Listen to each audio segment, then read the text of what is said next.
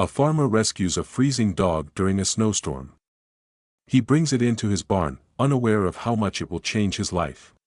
Soon, uninvited visitors arrive at his gate, searching for something very important. The dog, which seemed like an ordinary stray, shows unusual skills and endurance. The farmer relies on his military background to protect both the dog and himself. Snowstorms make escape difficult, and dangerous pursuers draw ever closer. The farmer and the dog face challenges that could forever alter their destiny. Stay with us if you want to find out how the story ends, and don't forget to subscribe to the channel, because there are still many exciting storylines ahead just for you. He secured the livestock enclosure just before dusk, his breath forming brief clouds of vapor as he paused to check the fences for any signs of weakness. The ranch, set against the rugged backcountry of northern Colorado near the Wyoming border, was bracing for an oncoming blizzard, and Alexander Cross was taking methodical steps to safeguard every part of his property. Decades earlier, his grandfather had chosen this plot of land for its rolling hills, intermittent clusters of ponderosa pines, and a weather pattern that, while sometimes brutal, rarely let intruders slip through unnoticed. Alexander had inherited not just the land but also a sense of unwavering duty, shaped further by his own years of disciplined military service overseas. The wide stretch of acreage measured just over 800 acres, much of it hilly and rough, laced with old trails that no map bothered to record. People in the nearest town, miles away, remembered the place for its seclusion. They knew Alexander mainly as the solitary figure who drove into the feed store once every couple of weeks, rarely spoke more than was necessary, and always arrived with a quiet, courteous nod. Though once in a while, a keen observer might catch something in his posture that hinted at a different life, shoulders that carried the burden of discipline, eyes that seemed to evaluate every corner. Each item on his mental checklist had significance. He had come home from active service 4 years earlier, after his father's passing, to manage the ranch. It was a return that felt both like a rightful inheritance and a test of adaptability. The structure that served as the main house was built of timber in the 1960s, later modernized with robust insulation and an updated heating system. Alexander had personally overseen some of these renovations, using the same measured precision that once helped him plan tactical routes in remote conflict zones. The ranch also boasted a tall barn constructed from corrugated steel, its interior space large enough for both storage and makeshift shelter for the animals when storms made outdoor grazing impossible. Throughout the week, local radio stations had warned of the impending storm, predicting unusually heavy snowfall and near-gale winds. Meteorologists talked about how the pressure system was forming rapidly, its swirling mass visible on satellite images that indicated the region might be hit worse than originally anticipated. Alexander, however, never placed all his trust in forecasts alone. He had seen enough to know that weather could change at any moment, and the best approach was always to be overprepared. He finished loading extra feed into the main barn, double-checked the stable doors, and tested the emergency generator. The sky had turned an ominous shade of gray by late afternoon, sinking into dusk with surprising speed. He took a moment to recall how his commanding officer used to emphasize readiness, repeating that anticipating worst-case scenarios was better than scrambling in a moment of crisis. That mantra felt as relevant here on the ranch as it had been in certain conflict zones half a world away. Wind gusts began to howl over the rolling hills, and as the first flurries started swirling, Alexander moved back inside, casting one last look at the winter gloom. The radio on the old wooden kitchen table, powered by a rechargeable battery, crackled with static. Weather bulletins scrolled across the screen of his small digital display. He checked the simpler instruments, a barometer, a thermometer, notes pinned to a wall. He had diagrams for rotational grazing, reminders for veterinarian visits, even a listing of probable calving dates in the spring. Everything was organized, giving his civilian life a structure that echoed his past. A framed photograph on a shelf near the pantry caught the corner of his gaze: himself, a couple of fellow servicemen, and a sleek dog wearing a protective vest. Though the memory brought back a twinge of pain, he kept the photo as a quiet tribute to the bond he once shared with a military canine trained for specialized missions. By early evening, the snow began in earnest. The winds howled through the valleys, forming drifts along fence lines and across the dirt roads leading to the property. As Alexander was about to settle in and check the backup power supply, he heard a faint sound outside. It was scarcely audible, drowned out repeatedly by gusts of wind. He paused, listened carefully, and realized it sounded like distressed whimpering, an animal, perhaps lost in the bitter cold. He grabbed a flashlight and donned his heavy coat before stepping outside. The wind stung his face, and the biting chill seeped through the fabric despite its insulation. Following the intermittent cries, he made his way toward a partially collapsed wooden shed that once served as a storage space for fence posts. Buried under a drift, a shape moved, trembling, fur matted with wet snow. Edging closer, he saw it was a large dog, possibly a German Shepherd mix. It looked emaciated, its ribs faintly visible under a coat muddied by ice and debris. The dog eyed him warily with a mixture of exhaustion and guarded caution. Alexander, remembering how crucial calm body language was in working with canines, approached without sudden movements. He was reminded of the training sessions overseas, where trust had to be built slowly, using quiet gestures. Without direct speech, he coaxed the dog into acknowledging his presence. After a minute of tense observation, the dog allowed him close enough to see that it had several scrapes and an older scar near its flank, though it remained unclear if the injury had healed properly. Relieved that the animal was at least responsive, Alexander crouched down and inspected its condition more closely. He knew the dog needed warmth and food. Beckoning it gently, he led it toward the main barn, hoping the enclosed space, heated by the presence of livestock and the generator, would be enough of a reprieve from the merciless storm. Each step was laborious for the dog, as if it had been wandering for days. Once inside the barn, Alexander settled the dog in a makeshift space near some straw bales, rigging a portable heater for additional warmth. He prepared a bowl of water and some leftover scraps. The dog drank greedily, then sank down onto the bedding with a weary sigh. Observing its paws, Alexander saw evidence that it had covered significant distance. The pads were cracked, some still bleeding lightly, and one paw bore a deep cut that would require cleaning. There was also something peculiar about its stance and stare, something that reminded him of the controlled posture of trained working dogs. He couldn't articulate precisely why, but there was a trace of discipline in the way it turned its head, almost as though it was expecting instructions. As he evaluated the dog's injuries, the unmistakable ring of his satellite phone cut through the barn's hush. It was an unusual hour to receive calls, yet he felt a jolt of recognition. That phone number was rarely used. On occasions, it had connected him to a small circle of individuals still involved in covert matters from his former world. Typically, they shared intelligence or sought his insight on specialized tasks. Now, in the midst of a storm, the phone's ring hinted at urgent news. He retrieved the device from his pocket, scanning the screen to see an unrecognized identifier. A voice on the other end began, scrambled by a digital modulator.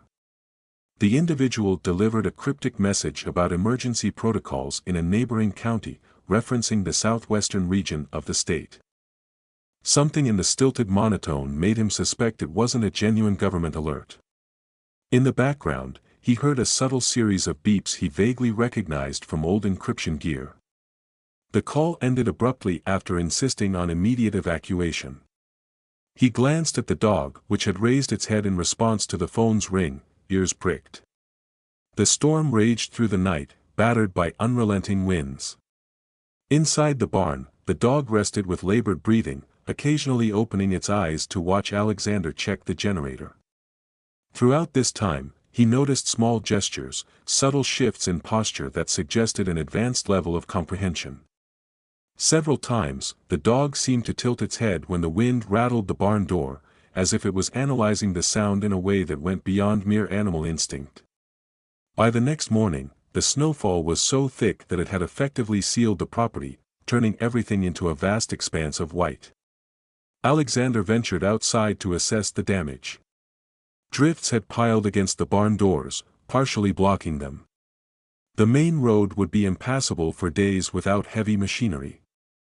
As he surveyed the new topography, he caught a glimpse of tracks near the southwestern edge of his property that hadn't been there the previous day.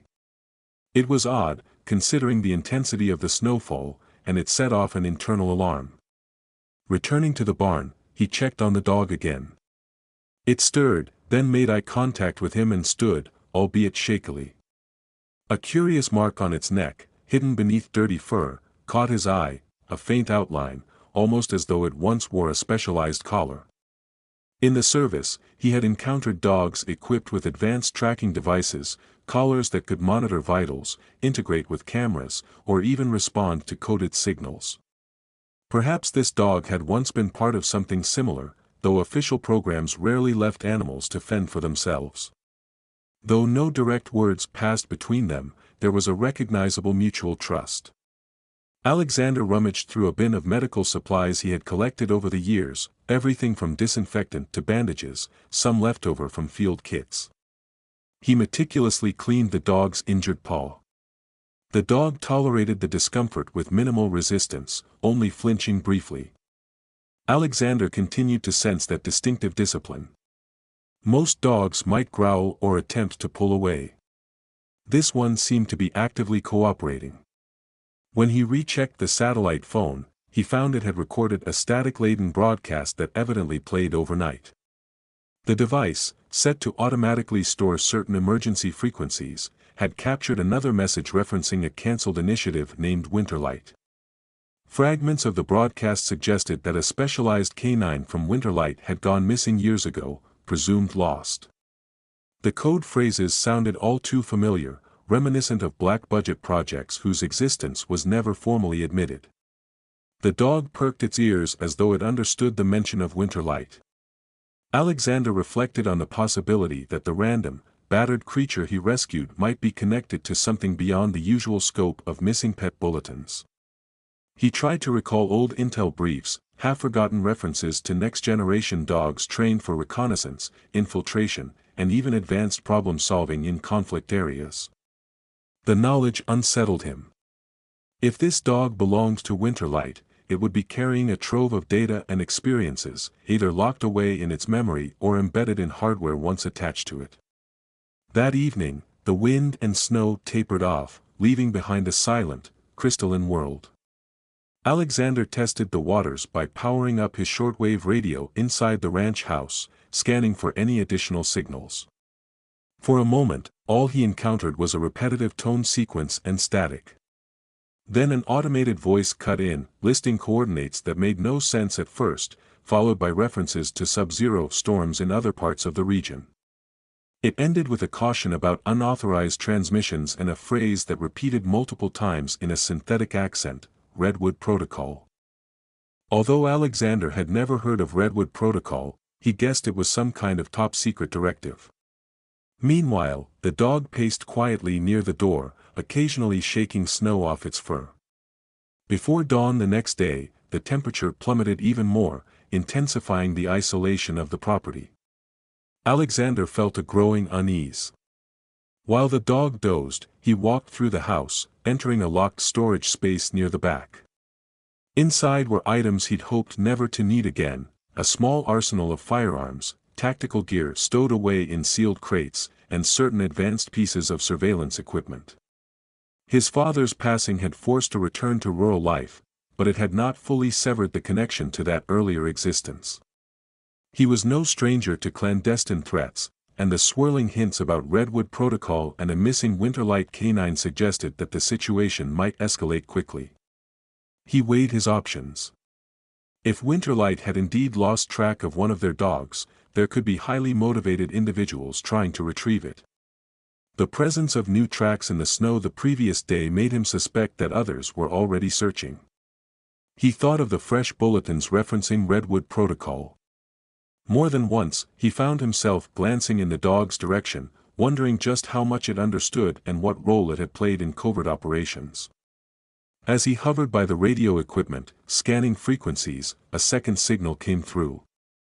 This time, it was more direct, referencing a pinned location in southern Wyoming, a half-day's journey under normal conditions.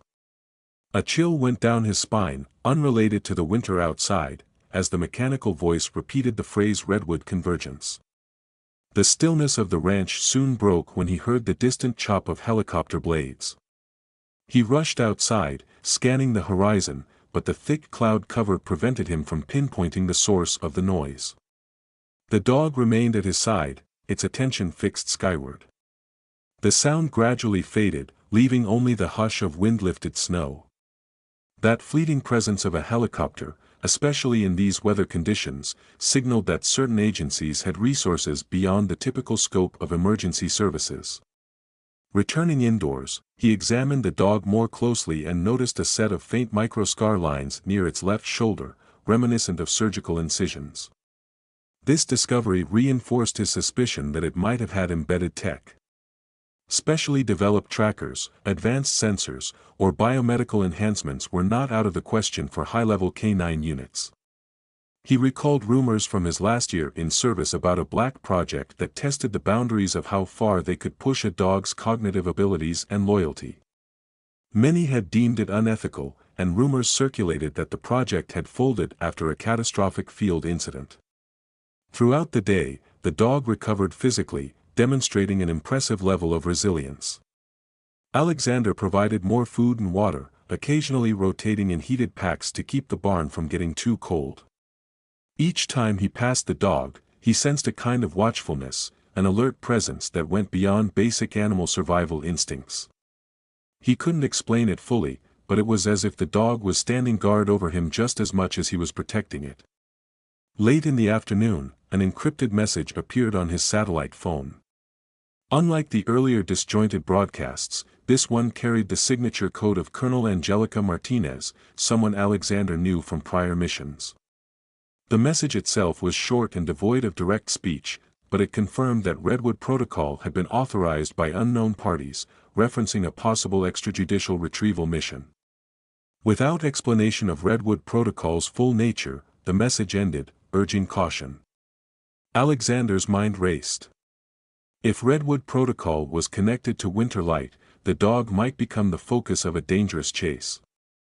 Unfolding the battered blueprint of his property, he studied the terrain, marking potential vantage points and hidden access routes.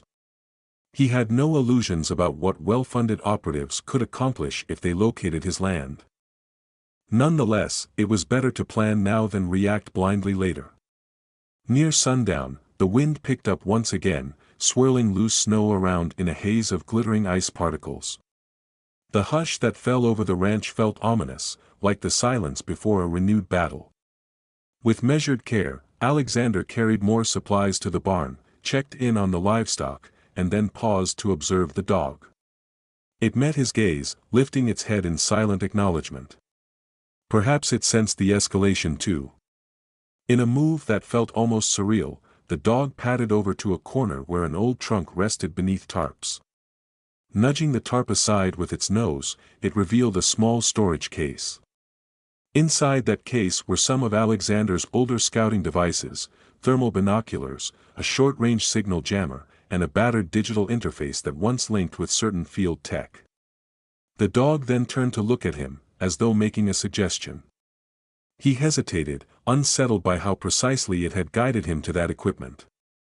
Did it somehow detect signals emanating from the trunk? Or did it recall how such devices might be used? The snow outside grew heavier. Wind battered the sides of the barn. In the distance, the faint hum of rotors punctuated the night for a brief moment, then vanished. Alexander decided to move quietly to a vantage point near the main house. He powered up the thermal binoculars. To his surprise, the display revealed heat signatures on the far edge of the property, possibly 3 or 4 individuals spaced out near the tree line. They were moving deliberately, fanning out as if performing a search. Instinctively, Alexander's pulse quickened. Hostile or otherwise, these visitors had arrived sooner than he expected. Retreating inside, he secured the barn. The dog stayed close, its breath shallow, muscles tensing in readiness. Every corner of Alexander's mind told him that a confrontation was imminent. However, the question remained, what exactly did these intruders aim to achieve? They might attempt a quiet extraction of the dog, or they could come prepared to eliminate witnesses, depending on the nature of Redwood Protocol. As he gathered his gear, the dog seemed to mirror his movements, alert and purposeful. He recalled the training regimens from years past, the detailed obedience drills, the specialized tasks. A well-trained military dog could gather intelligence, track adversaries, even carry small but crucial payloads of sensors. This dog displayed all those hallmarks, multiplied by an uncanny sense of strategy. That was the legacy of Winterlight, if the rumors were to be believed, a program that had pushed canine intelligence into uncharted territory. Alexander positioned himself in the barn's loft, scanning the perimeter again through the binoculars. The shapes had reorganized, now hovering closer to the ranch's southern boundary, likely searching for a path that avoided open fields. He checked the feed from a small motion-activated camera near the fence line. Although it was limited by the swirling snow, he could discern silhouettes. They carried rifles or some other elongated gear, staying low and silent. The notion that these individuals might simply be lost hikers was impossible. They moved with professional caution. Time was crucial. Alexander decided to switch on a discreet, short-range encryption tool, normally used to contact select people. He believed that Colonel Martinez might be able to confirm what Redwood Protocol truly entailed and whether official channels had been properly notified. He typed a brief code phrase describing the presence of unknown operators. Then he waited, listening to the wind whip around the barn walls. Minutes passed, and a reply arrived. Martinez's message clarified that Redwood Protocol was not authorized by Standard Command but might have private sector involvement or backing from a rogue sub-branch of intelligence. She advised immediate caution and provided an emergency frequency for potential extraction, though she made no promises about how swiftly help could arrive. Alexander weighed the odds. He had the advantage of home terrain, knowledge of every fold and dip in the land. The newly fallen snow also limited the vehicles that could approach. However, the adversaries might have advanced equipment or air support. He glanced over at the dog, whose posture radiated tension, as if it stood ready for a signal. Its recovery from near collapse seemed remarkable. Electric tension filled the barn. The generator hummed in the background, providing a steady sense of reliability amidst the storm's unpredictability. The dog, with eyes fixed on a point in the distance, seemed to detect something Alexander could not. He briefly touched the old photograph from years ago, the one with a young canine partner at his side. That memory felt like it was merging with the present in a way he never expected. One stray dog in a storm had set off a cascade of events that tied him back into a world he thought he'd left behind. Outside, the night deepened. The unknown operatives would either attempt to move in under the cover of darkness or wait for daylight to press forward. Alexander guessed they might opt for the former, hoping to maintain the element of surprise. He planned to use the time to conceal the dog in the hidden workshop beneath the barn, a cramped but reinforced space that once housed his father's older machinery. As he guided the animal, he noticed the dog's ears remained perked, picking up sounds he couldn't hear. Once inside the workshop, he locked the hatch and angled some crates for additional cover. While the dog settled, Alexander fired up a secondary power circuit and activated a small console that displayed local sensor readings. Some of these systems were relics from older surveillance projects, upgraded by his own hands. They could detect radio frequency shifts in a limited radius, indicating if someone was using advanced communications gear nearby. Sure enough, the screen pulsed with signals. The frequency pattern matched a standard encryption used by paramilitary groups or unauthorized private security forces. Hours blurred. Snow kept falling, layering everything outside in a dense white hush. Alexander maintained a rotating watch schedule, checking the thermal binoculars every 20 minutes. The dog dozed intermittently, but awakened whenever Alexander shifted. Then came a ping from the satellite phone. This time, it displayed an alert about Redwood Protocol being compromised in an entirely different county. The message included references to advanced data infiltration, as if some second or third party had begun investigating the same group searching the property. He realized the situation extended beyond a single dog. It hinted at a bigger operation, with multiple factions either trying to seize or suppress the secrets contained within that battered canine. The dog was, in essence, a living repository of knowledge that might be catastrophic for certain entities if revealed. Somewhere near dawn, the wind momentarily calmed, letting an eerie stillness envelop the ranch. Alexander climbed back up to the loft for another scan. He noticed new footprints, evidence that the intruders had circumvented his perimeter sensors near the fence. They had advanced closer to the house, perhaps only a few hundred yards away. The distance they covered indicated a disciplined approach, free of any hurry that might betray desperation. They were confident, well-equipped, and methodical.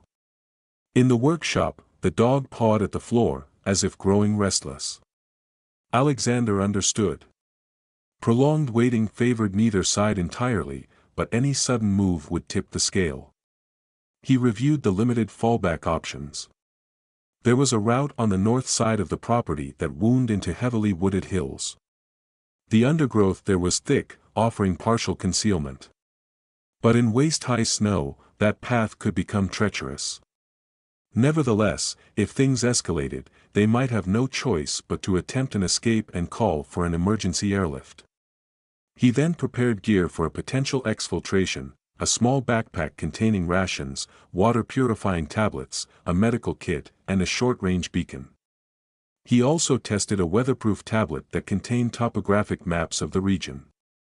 If he was forced to abandon the ranch to preserve the dog's safety, he needed to do it swiftly and with minimal trace.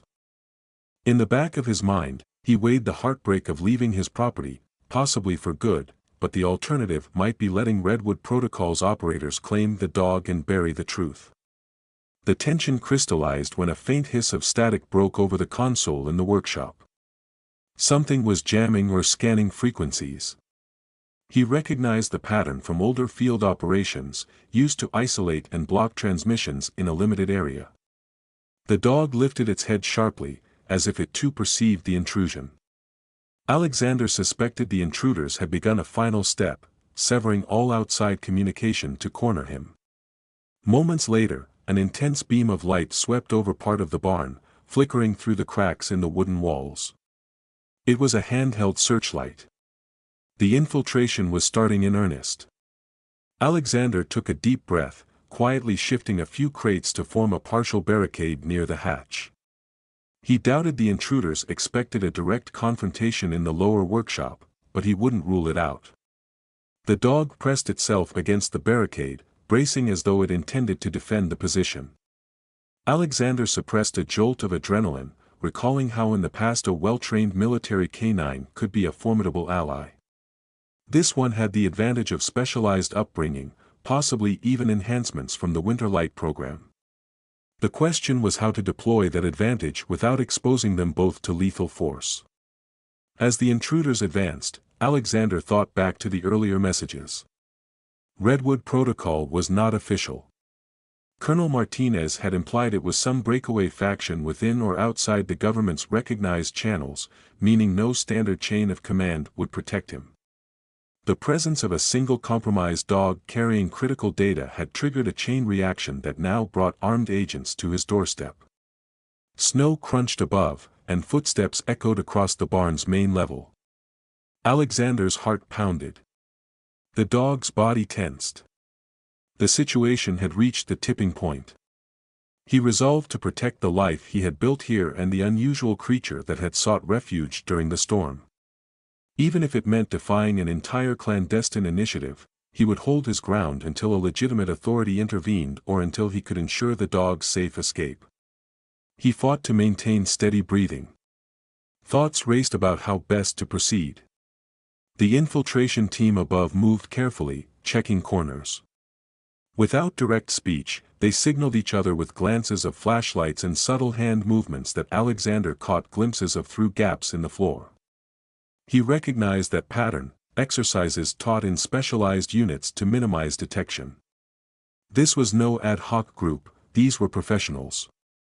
As the searchlight swept over the barn's interior, he prepared to cut power to the generator, thinking that darkness might grant him a layer of protection. Before he could act, the dog shifted, stepping forward, muscles coiled as if waiting for the first sign of forced entry. Every second stretched. Alexander realized that what had started as a quiet rescue in a blizzard was now an outright covert standoff with heavily armed operators. He glanced again at the console. The signals indicated at least 4 distinct transceivers upstairs, correlating with the thermal signatures he had seen earlier. His mind reached a decisive conclusion: the workshop bunker offered minimal advantage if they attempted a forced descent. He could try to slip out through the secondary access tunnel that led to an old well shaft behind the barn. It was risky, but possibly their best chance. With determined calm, he signaled to the dog to follow him. At once, he cut the workshop lights, plunging them into darkness lit only by a small emergency lamp. The dog seemed to track him perfectly through the gloom. Alexander removed a metal grate in the far corner, revealing the narrow passage that connected to the well shaft. Carefully, they descended. Behind them, faint footsteps approached the locked hatch. A dull thud reverberated through the workshop as if someone was testing the barrier. The intruders likely suspected that he had retreated below.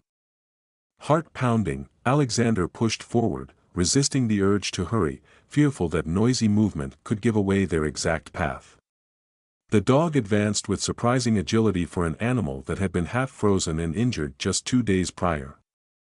The passage was damp, carved out in a crude manner decades ago. Loose stones and thick wooden beams buttressed the walls. Eventually, the space opened into a small chamber near the well. Years ago, Alexander's father had rigged a manual winch and ladder for accessing the water supply during extended droughts or mechanical failures. That arrangement was now their escape route. He listened. Above them, muted crashes suggested the infiltrators were forcing the hatch open, rummaging through the workshop. Lights flickered overhead. Clenching his jaw, Alexander slipped the harness loop of the cable around the dog's torso, ensuring that it wouldn't fall. Together they climbed, every rung a test of strength and stealth. Outside, dawn was breaking, illuminating the well with a cold, bluish-gray light that fought against lingering darkness. Reaching the top, Alexander paused to examine the property. They emerged amid a cluster of snow-laden bushes near the rear side of the barn. The wind had calmed. The workshop entrance was out of view from here. Carefully, he scanned the area with the thermal binoculars. The intruders were still focused on the barn interior. 1 or 2 circled near the main door, but none had expected the well exit. For now, their path was momentarily clear. Alexander gestured for the dog to follow, though he avoided direct speech, mindful that even a whisper could carry. He headed northward, hoping to merge with a narrow ravine that cut through the wooded foothills. The snow made each step arduous, yet it also muffled sound. He left minimal footprints thanks to earlier storms that had smoothed the ground. The dog remained at his side, occasionally pausing to lift its nose, perhaps catching the scent of the trackers behind them or verifying that the route ahead was safe. Reaching the edge of the forest, Alexander felt a flood of relief. The coverage provided partial shelter from aerial surveillance, and the thick trunks could shield them from prying scopes. However, he could not stay in the open indefinitely. The dog might be crucial not just to Redwood Protocol but to the entire intelligence community. If Martinez's warnings were accurate, official teams could arrive, but not necessarily in time to prevent a confrontation. He pressed onward through the pines, passing a collapsed log bridge over a frozen creek. Each sign along the way was a piece of a puzzle that formed a route he had memorized for worst-case scenarios. The dog, though not as fleet on the battered paw, managed to keep up. Occasionally, they paused. Alexander would remove the thermal binoculars, scanning for signs of pursuit. Each time, his heart pounded at the possibility of shapes emerging from the swirling white, but he saw nothing. An hour into this cautious march, faint rotor noise returned, echoing through the valleys. This time, it sounded like a helicopter circling at some distance, possibly equipped with sensors. He pressed against the trunk of a large pine, steadying his breath. The dog crouched low, demonstrating an uncanny ability to remain motionless and invisible amidst the snowy undergrowth. If Redwood Protocol had the means, they might already be scanning for thermal signatures. As the rotor noise shifted, it receded, implying that the helicopter was expanding its search pattern. Alexander seized the moment to continue deeper into the forest. His intent was to reach a vantage point at a rocky outcrop about half a mile away, an ideal site to place a short-range beacon for Martinez's contacts if they could muster an extraction. All the while, an uneasy realization took shape in his mind: even if an official rescue arrived, the lines between friend and foe might be blurred. Redwood Protocol's existence suggested a schism within the intelligence apparatus, raising the question of whom to trust. Yet he pressed on, the dog at his side, forging a path that might at least buy them time.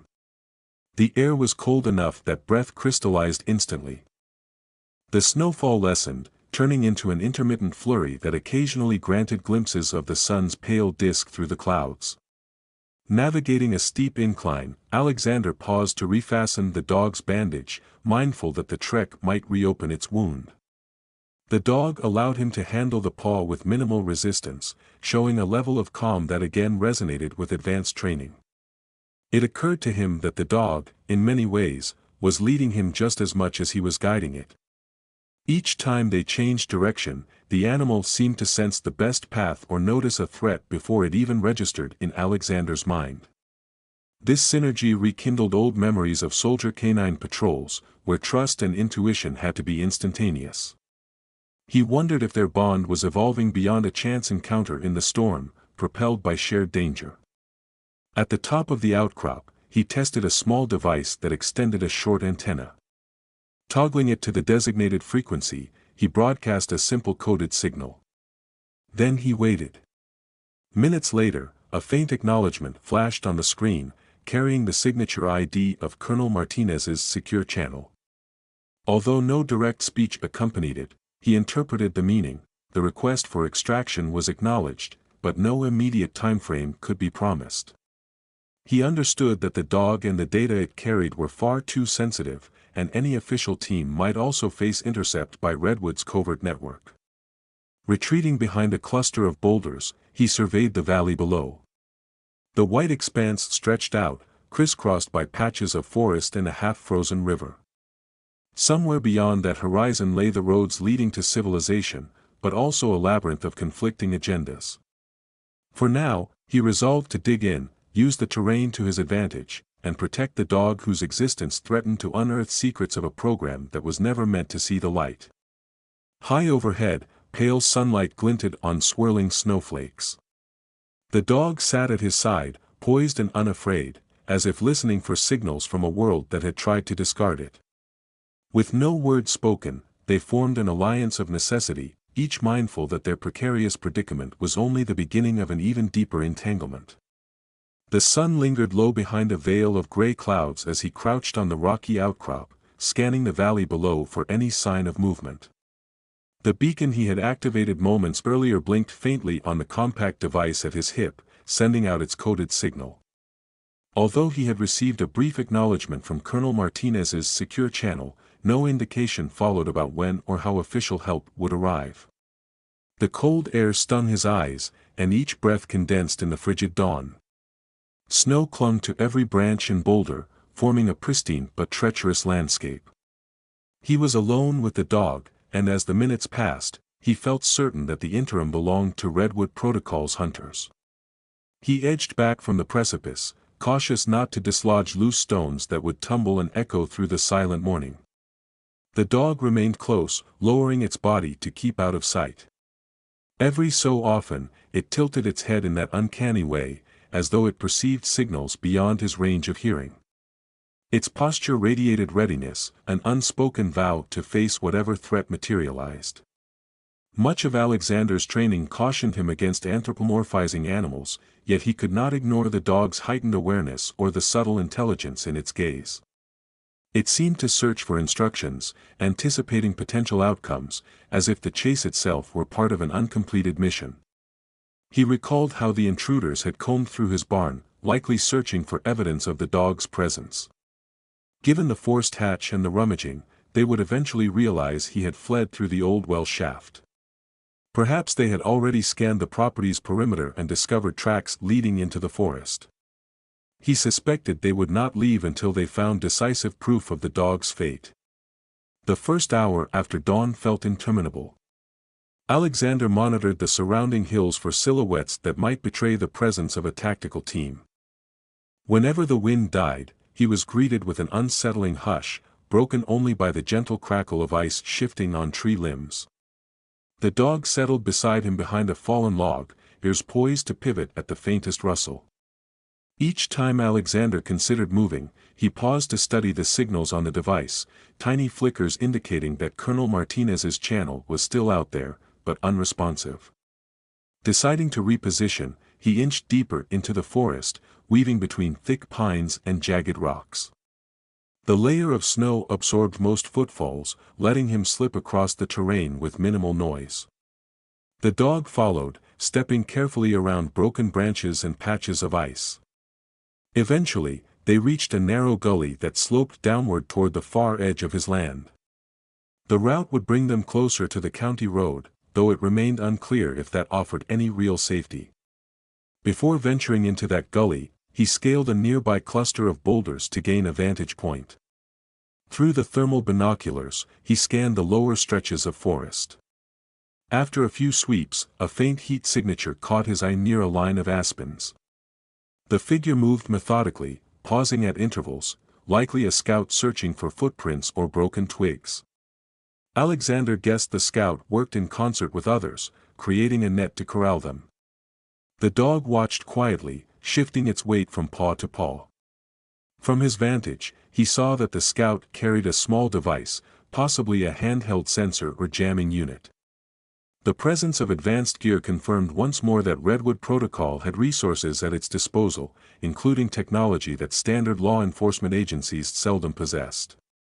Although the identity of Redwood's backers remained a mystery, the methodical nature of this search pointed to well-trained professionals rather than local mercenaries. He slipped back down, returning to the dog's side. They advanced along a faint deer trail, carefully circling behind an outcropping of limestone. The dog sniffed the air, then altered its path, veering to the right, where the undergrowth was denser. Alexander followed, trusting its intuition. So far, the dog had demonstrated an uncanny knack for bypassing direct lines of sight, as though reading the land with a precision that bordered on the impossible for a typical animal. Time blurred into a slow pursuit of angles and cover. He found himself relying on old infiltration protocols, rotating his approach to each ridge, scanning for watchers before proceeding. Over the course of the next hour, he observed at least 3 separate teams fanning out across the property. They moved without speaking, relying on subtle gestures to coordinate. Occasionally, one would pause to check a specialized sensor. Their pattern suggested they were triangulating something, quite possibly the dog's signature or an embedded device that had once been part of its collar. Alexander remembered the surgical scars under the dog's fur and wondered if Redwood scanners might detect a dormant transponder. The dog had shown no sign of active signals, but Redwood could be using broad-spectrum sweeps to catch any faint ping. The notion left him uneasy. If the dog's presence was truly unique, Redwood would not relent until it was captured or destroyed. As midday approached, the overcast sky took on a heavier pallor, threatening more snow. Alexander found temporary refuge beneath a canopy of intertwined branches that offered minimal protection from potential overhead surveillance. He fed the dog a few pieces of dehydrated meat from his ration pack, noticing how intently it watched him handle the supplies. It consumed the food with measured calm, not the wild voracity of a starving stray. The difference was subtle but unmistakable, a sign that it had known ration protocols before, perhaps in a military or intelligence context. The respite was short-lived. Distant rotor noise returned, this time more insistent. The dog's ears twitched, and Alexander peered through the canopy. Blades churned the air, stirring the treetops. He gathered that Redwood's team might be coordinating an aerial sweep with the ground units, narrowing the net. The day's intermittent snow flurries had subsided, granting the helicopter a clearer vantage. Each minute that passed increased the likelihood that Redwood would close in on them. He checked the coded device again. No further transmissions from Martinez. He wondered whether Redwood was jamming official channels or if some internal conflict delayed the arrival of backup. The uneasy possibility that Martinez's efforts had been thwarted gnawed at him. He considered powering down the beacon altogether to avoid giving Redwood an electronic signature to lock onto. After deliberating, he did so, concluding that continuing to broadcast might do more harm than good if Redwood sensors were sophisticated enough to interpret that repeating pulse. The helicopter circled for what felt like an hour, drifting in and out of hearing range as it scoured different sectors of land. Alexander guided the dog through thick brush, heading deeper into a region of the property marked by steep ravines and icy streams. The going was tough, with high snowdrifts and hidden patches of slick ice underfoot. Yet the terrain also provided concealed hollows and caves where the ground had collapsed eons ago. He estimated that Redwood's ground units would be reluctant to sweep every hidden crevice in the face of these harsh conditions, at least not without a more definite lead. At one juncture, he heard a brief commotion to the west, a shout or perhaps an order, muffled by distance. Though no direct speech reached him, the tone conveyed urgency. He pressed himself flat against the slope of the ravine, keeping the dog close. Within seconds, another helicopter passed overhead at low altitude. Fear quickened his pulse. Redwood might have called in additional air support or specialized sensors to expedite their hunt. Slipping along the ravine's edge, he noticed fresh tracks in the snow on the ridge above, shaped by boots with a distinctive tread pattern. He pressed the dog's side gently, signaling it to remain still. The footprints led into a thicket. Abruptly, the figure making those tracks emerged from the shadows, scanning the opposite slope. His uniform was non-standard, with minimal markings, though he carried sophisticated equipment strapped to his chest. Alexander stayed motionless, controlling his breathing. The dog, likewise, did not stir. The figure lingered, turned in the direction of the helicopter's hum, and then moved on, apparently missing the shallow depression where Alexander and the dog lay. As soon as it felt safe, he continued along the ravine. The dog kept close, occasionally glancing back as though double-checking for pursuers. They moved steadily, crossing a narrow stream where partially frozen rocks offered precarious stepping stones. Each footfall had to be measured carefully to avoid a sudden splash. Reaching the opposite bank, Alexander paused to study the rolling hills that formed the border of his property. From there, the national forest continued for miles, eventually meeting a network of old logging roads. If they could push beyond the boundary, Redwood's men might be forced to scale up their search, complicating any illusions of a covert operation. He clung to that hope and pressed on, ignoring the fatigue setting into his muscles. The dog's breathing grew heavier, yet it maintained pace, surprising him with its stamina. He recalled how advanced canines in specialized programs received conditioning to handle extreme climates and endure extended missions. Despite the harsh environment, it was as if the dog was built for exactly these trials. By late afternoon, the sky darkened prematurely, hinting at a second storm front moving in. Shadows lengthened across the snow, and a muted twilight enveloped the forest. He realized this might give them a measure of protection. Redwood's thermal optics would still be effective, but the gloom might hamper regular visual search methods and reduce aerial maneuverability. His immediate objective was to find a defensible position to wait out the coming night. He revisited a memory from his childhood when he and his father had stumbled upon a shallow cave beneath a rocky overhang near the eastern boundary. At the time, it was deemed too small for any practical use, but it might serve as a temporary hideout now. He angled his route eastward, guiding the dog over a series of ridges. The land sloped upward, revealing more pines interspersed with dormant undergrowth. With each step, his breath came out in shallow bursts. Several times, the dog stopped abruptly, sniffing the air or turning its head toward a sound Alexander could not discern. He allowed these halts, trusting the dog's instincts.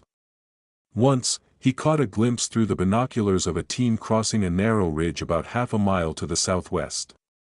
They appeared to be scanning the area with handheld devices, possibly detecting heat signatures from any living creature, including deer or other wildlife. He and the dog kept low, letting the natural contours of the land shield them. Eventually, they found the cave. It was smaller than he recalled, an unimpressive recess in the rock, partially hidden by fallen branches and thick layers of snow. The opening was barely wide enough for them to squeeze through in a crouch. Inside, it opened slightly into a cramped chamber, the floor uneven with scattered stones. There was enough room to sit, though not to stand fully. The dog circled once, then settled near a ledge of rock, muzzle resting on its paws. Alexander exhaled and listened. The forest outside was eerily still, the usual hush of winter nights overshadowed by the tension of an ongoing hunt. He pulled out a compact thermal blanket from his pack and spread it against the wall, creating a thin barrier to shield from the cold. Next, he checked the dog's injured paw. Although the bandage remained intact, signs of strain were apparent, and dried blood clung to the edges. He applied fresh antiseptic, aware that any scent might be detectable, but seeing no safer alternative. The dog allowed the treatment without protest. Darkness fell quickly. Beyond the cave's entrance, the sky turned deep navy, with flecks of starlight peeking through overhead clouds. Far in the distance, the hum of rotor blades had diminished, replaced occasionally by the faint groan of shifting branches in the wind. He suspected Redwood's teams would not simply vanish, but they might slow their search under nightfall conditions, especially if they believed the dog could no longer traverse the snow with any speed. He attempted to re-establish contact through the coded device, adjusting the antenna near the cave's entrance while keeping himself concealed. The display glowed softly, searching for the secure channel. Moments later, it pulsed with static. Then a faint signal, masked by interference, trickled in. Though incomplete, it contained the identifier for Colonel Martinez, along with fragments referencing additional complications in Redwood's chain of command. The partial message implied that multiple agencies had begun scrambling to contain Redwood or at least prevent a full-scale confrontation in the region. A sentence about an escalation threshold flickered on the screen before the signal died. The significance was clear: Redwood's operation was either unsanctioned or in direct violation of existing oversight. That meant Redwood's operatives might act without hesitation if they felt cornered. Alexander understood that any illusions of a peaceful standoff were wishful thinking.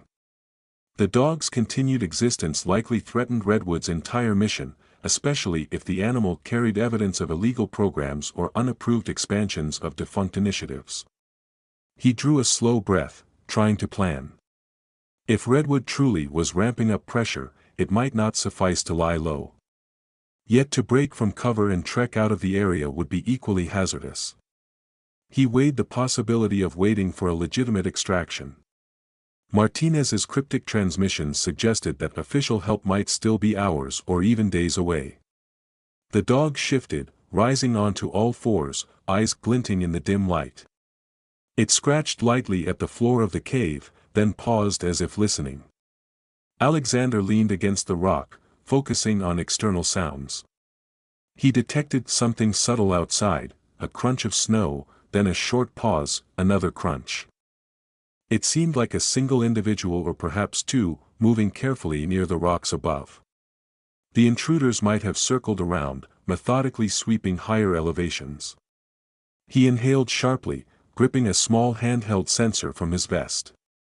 The readout indicated a faint thermal signature at the edge of its range. Light footfalls continued, closer now, as if someone was probing the area. He considered whether they might have discovered the cave's entrance or simply be passing by. The dog, muzzle slightly parted, was tense but utterly silent.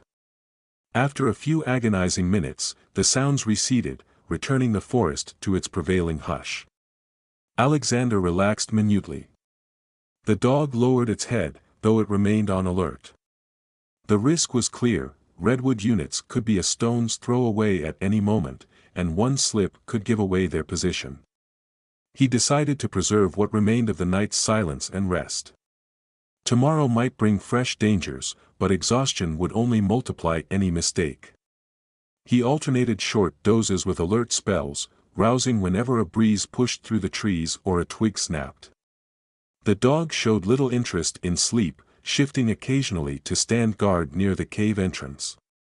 In those quiet intervals, he found himself recalling details of his older missions, times he had waited in shelters on foreign ground, uncertain of rescue, bound by duty to protect vital assets. Now, the dog was that asset, embodying secrets that Redwood would do anything to bury. Dawn arrived with a muted glow filtering through the cave opening. The fresh day brought no relief, for he heard the distant buzz of a helicopter once again. The dog stepped outside, momentarily scanning the vicinity before returning. Alexander decided they could not stay in the cave indefinitely. The oppressive sense of pursuit weighed on him, urging him to outmaneuver Redwood's teams and find a vantage from which to attempt another secure signal.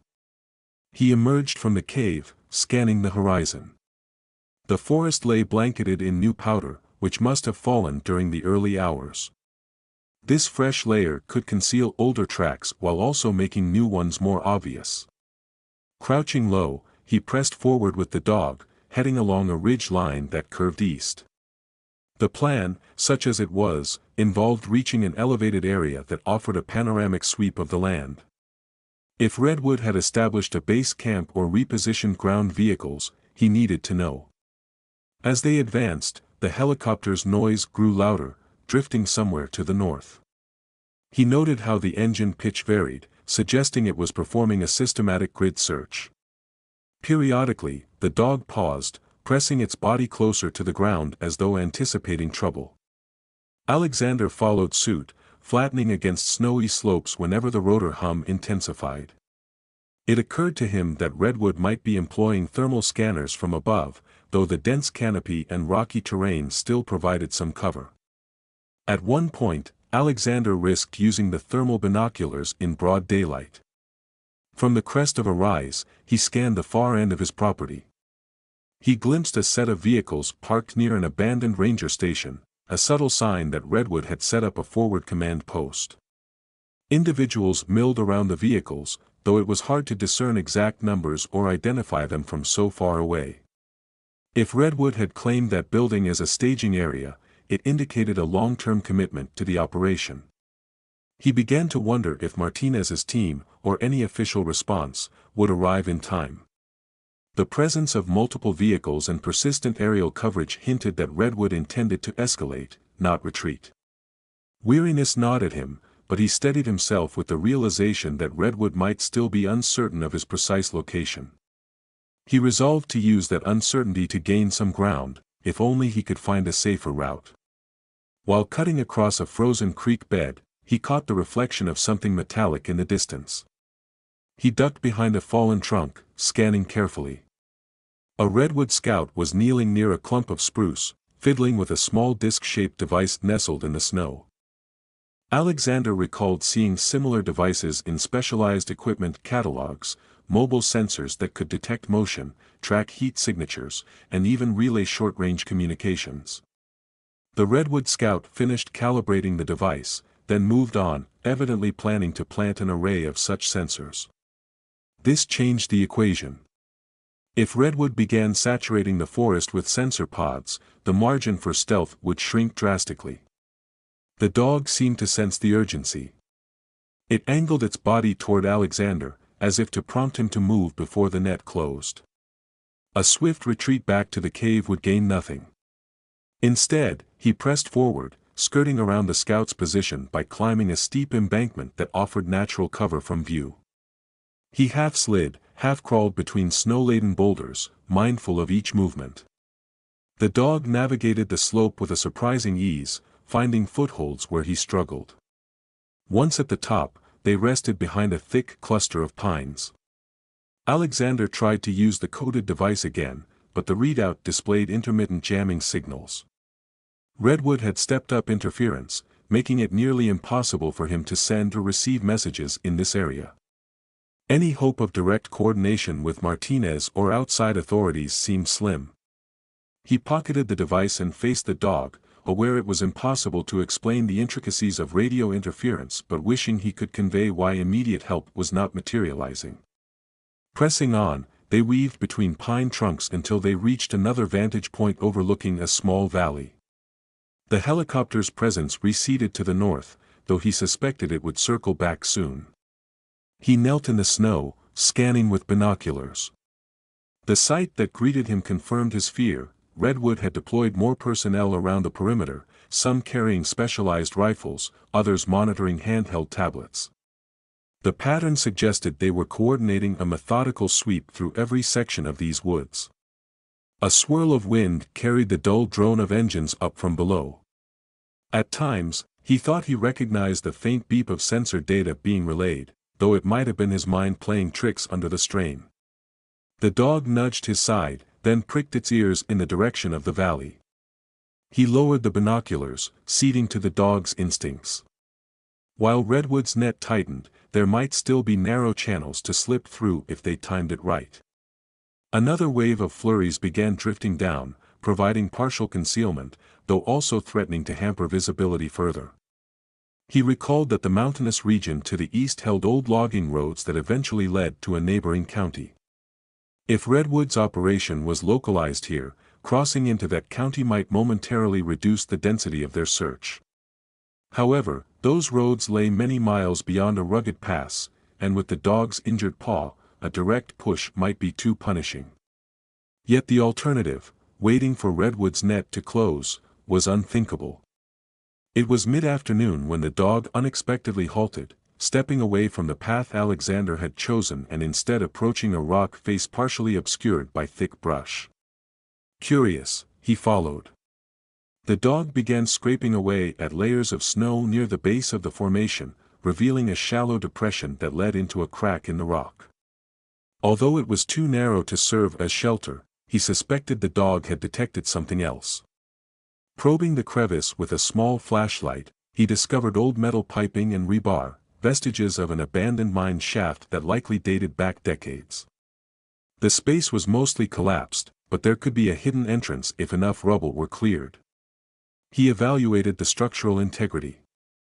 The rock above seemed stable, but the shaft had caved in at some point, leaving behind a short tunnel partially blocked by frozen soil. The dog wedged its muzzle into the gap, then pulled back. If the passage continued deeper, it might offer a route Redwood's trackers would never anticipate. Alternatively, it could be a dead end or even a death trap if any further collapse occurred. Desperation outweighed caution. He cleared a small opening with his hands, pushing aside chunks of ice and loose dirt. After widening it enough to fit through, he shone the flashlight inside. The tunnel dropped at a slight angle, about 10 feet in, before vanishing into darkness. A metallic track, rusted and barely intact, suggested that mine carts once passed here. Eager for concealment, he slid into the opening, bracing his arms against the walls. The dog followed, moving more nimbly despite its bandaged paw. Inside, the air felt stale and cold, with a faint musty odor typical of abandoned mines.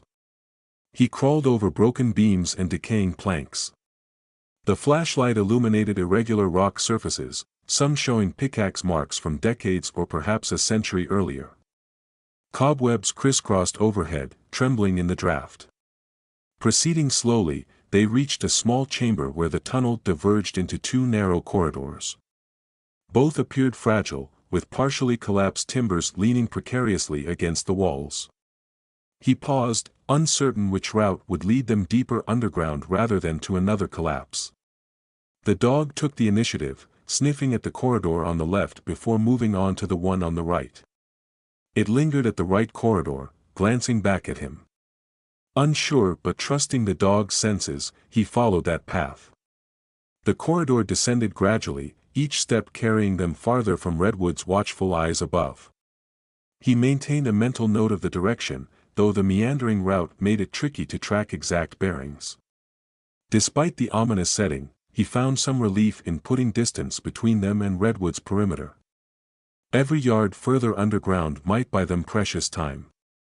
The dog's manner suggested it was untroubled by the darkness, forging ahead with an almost mechanical resolve. Alexander remained on edge, half expecting to hear the crunch of boots echoing through the tunnel behind them, but only silence accompanied them. Soon, the corridor ended in what appeared to be a natural cavern. A partial cave-in had widened the path into a space large enough for them to stand upright. Stalactites dripped from the ceiling, forming slender icicles. Water pooled in shallow depressions along the floor, though it was mostly frozen. He swept the flashlight around. An old mining cart lay on its side, thick with rust. Nearby, a scattering of leftover equipment, broken lanterns, rotted crates, twisted rails, testified to a hasty abandonment. He set the flashlight on a smooth rock, letting the beam fan out across the chamber. He then knelt, removing his gloves and rubbing warmth back into his fingers. The dog stepped carefully around a puddle of ice, then paused by a heap of debris. Alexander joined it, nudging a collapsed beam aside. He discovered a tattered ledger, its pages fused by moisture and time. The writing was illegible, save for a few lines referencing local claims. The find served as a reminder of how many stories these mountains held, none of which Redwood had come prepared to explore. He rested, collecting his thoughts. The dog sat close, occasionally glancing toward the corridor they had used to enter. For a fleeting moment, the quiet seeped into his mind, pushing away the tension of the ongoing pursuit. Yet he knew Redwood was still out there, expanding its search, deploying sensors. If they had not yet discovered the mine entrance, it might only be a matter of time before they realized he had found another route. He contemplated how to emerge without stumbling directly into Redwood's clutches. The mine might have another exit if the original tunnels connected to different sections of the mountainside. However, blindly wandering deeper underground posed risks. Collapses were possible, and without certain knowledge of a second exit, they could become trapped. On the other hand, returning to the surface near the same spot would jeopardize everything. Redwood scouts were likely distributing sensor pods over a wide radius by now. For the moment, he decided to remain in the cavern until he could glean more about Redwood's movements. He rigged a rudimentary motion sensor near the corridor entrance by placing a small tripwire device at ankle height, partially concealed by loose stones. If anyone ventured into the cavern, he would at least gain a brief warning. The dog watched, occasionally sniffing the wire but refraining from tampering with it. He took stock of his supplies, a modest ration of dehydrated food, water-purifying tablets, a small portable heater that required fuel cartridges, and the medical kit. The heater was crucial, but operating it here could risk carbon monoxide buildup and might generate enough warmth to be picked up by advanced thermal imaging if Redwood scanned the ground for hotspots. Caution prevailed, and he tucked the heater away. When hunger gnawed at him, he chewed a few pieces of dried fruit and offered a portion to the dog. Observing the dog's controlled bite, he was struck again by how unnatural it felt. Strays typically showed either wild desperation or nervous hesitation around food. This dog's composure hinted at a deeper conditioning. Even in this forsaken mine, it retained a sense of duty, as though waiting for orders that might never arrive. He thought back to the cryptic references in the recorded transmissions, a defunct program named Winterlight, then Redwood Protocol, overshadowed by uncertain sponsors. He recalled how the radio had mentioned a missing specialized canine. Now, it seemed certain that Redwood wanted to reclaim or destroy the only living evidence of a program they hoped the world would forget. Perhaps the dog harbored data or possessed memory triggers that could expose unsanctioned operations. Hours passed in uneasy vigilance. He occasionally powered on his coded device to check for signals, but found only static and partial jamming frequencies. If Redwood or Colonel Martinez attempted open transmissions, the interference blanketed everything in impenetrable noise. Eventually, the device flickered with a partial message, broken and full of digital artifacts. Fragments suggested tension at higher levels of command, references to a containment effort, and a mention of collateral risk. The message implied that Redwood might employ more aggressive measures if cornered. Fatigue weighed on him, but rest eluded him. He sorted through possible strategies: attempt to locate another exit, wait for Redwood's net to contract and then slip through an undefended sector, or risk a confrontation in hopes that Martinez's official forces would arrive at a critical moment.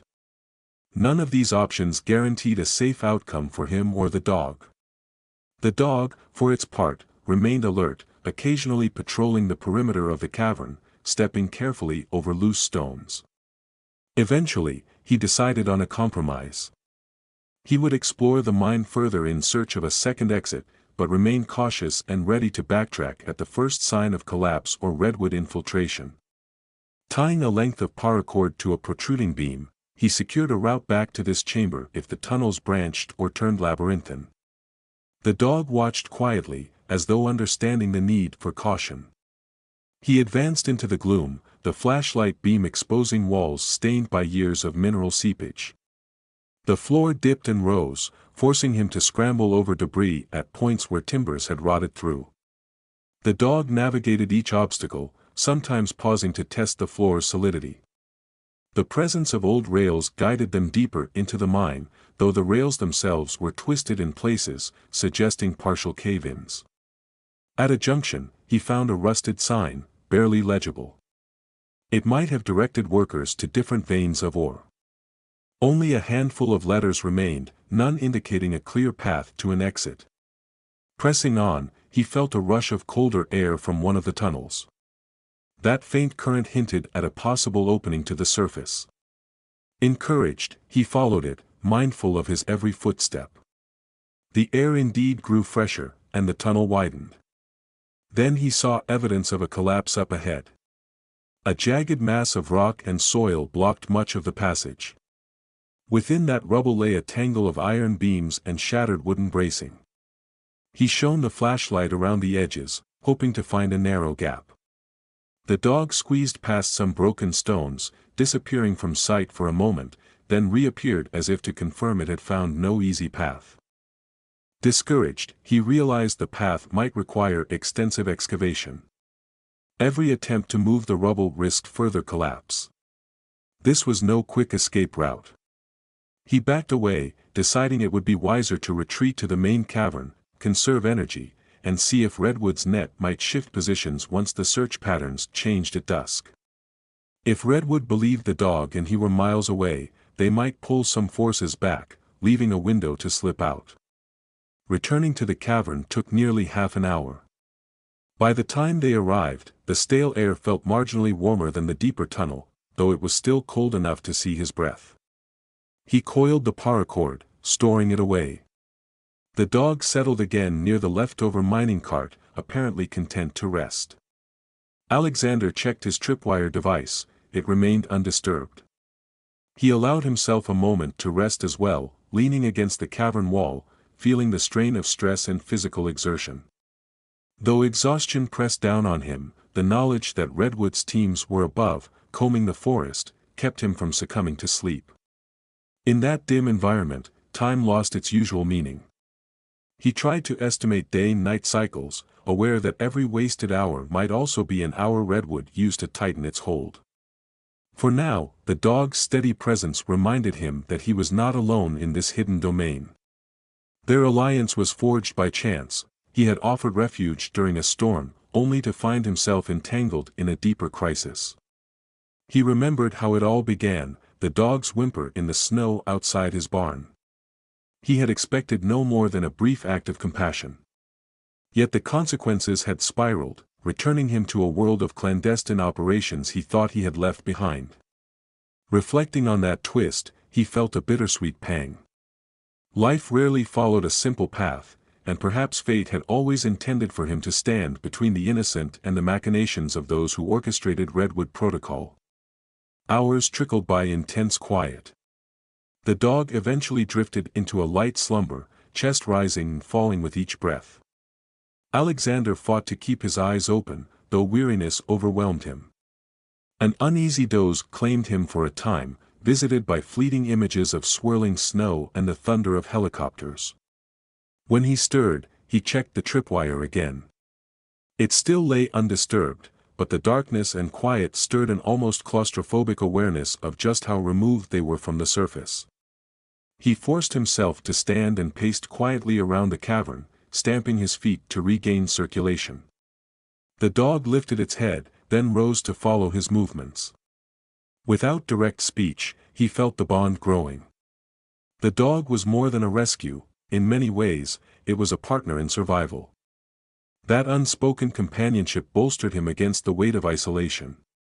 He decided to power on the coded device once more.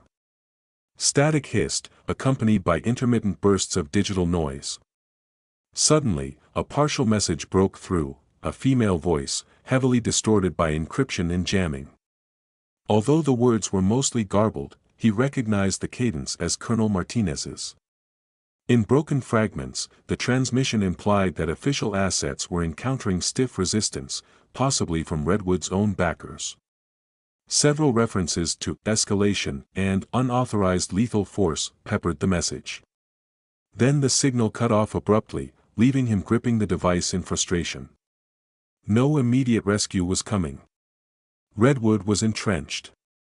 He faced a choice: continue hiding or attempt a cunning retreat to safer territory. Given the dog's injury and Redwood's advanced gear, a direct flight posed enormous risk. Yet staying underground indefinitely risked entrapment.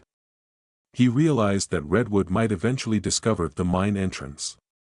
A thorough aerial thermal scan or a ground sweep with sensor pods could reveal the presence of heated air currents. He came to a grim resolution that if Redwood or another force discovered them down here, they would have nowhere to run. Better to keep moving, searching for any opening or corridor that might lead to a vantage above Redwood's radius of control.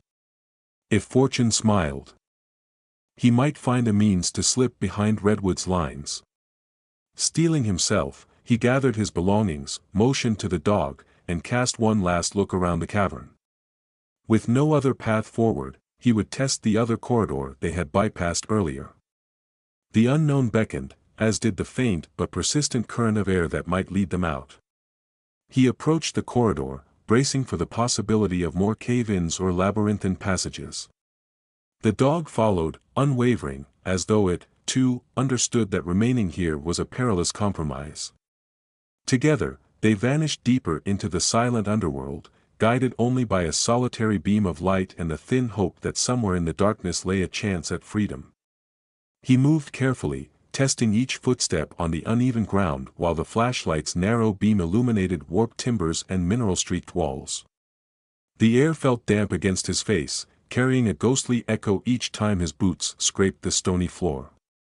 After several minutes, the corridor branched again, one path curving downward, the other angling upward with a faint cross-breeze. The dog paused at the fork, lifting its head to sample the air.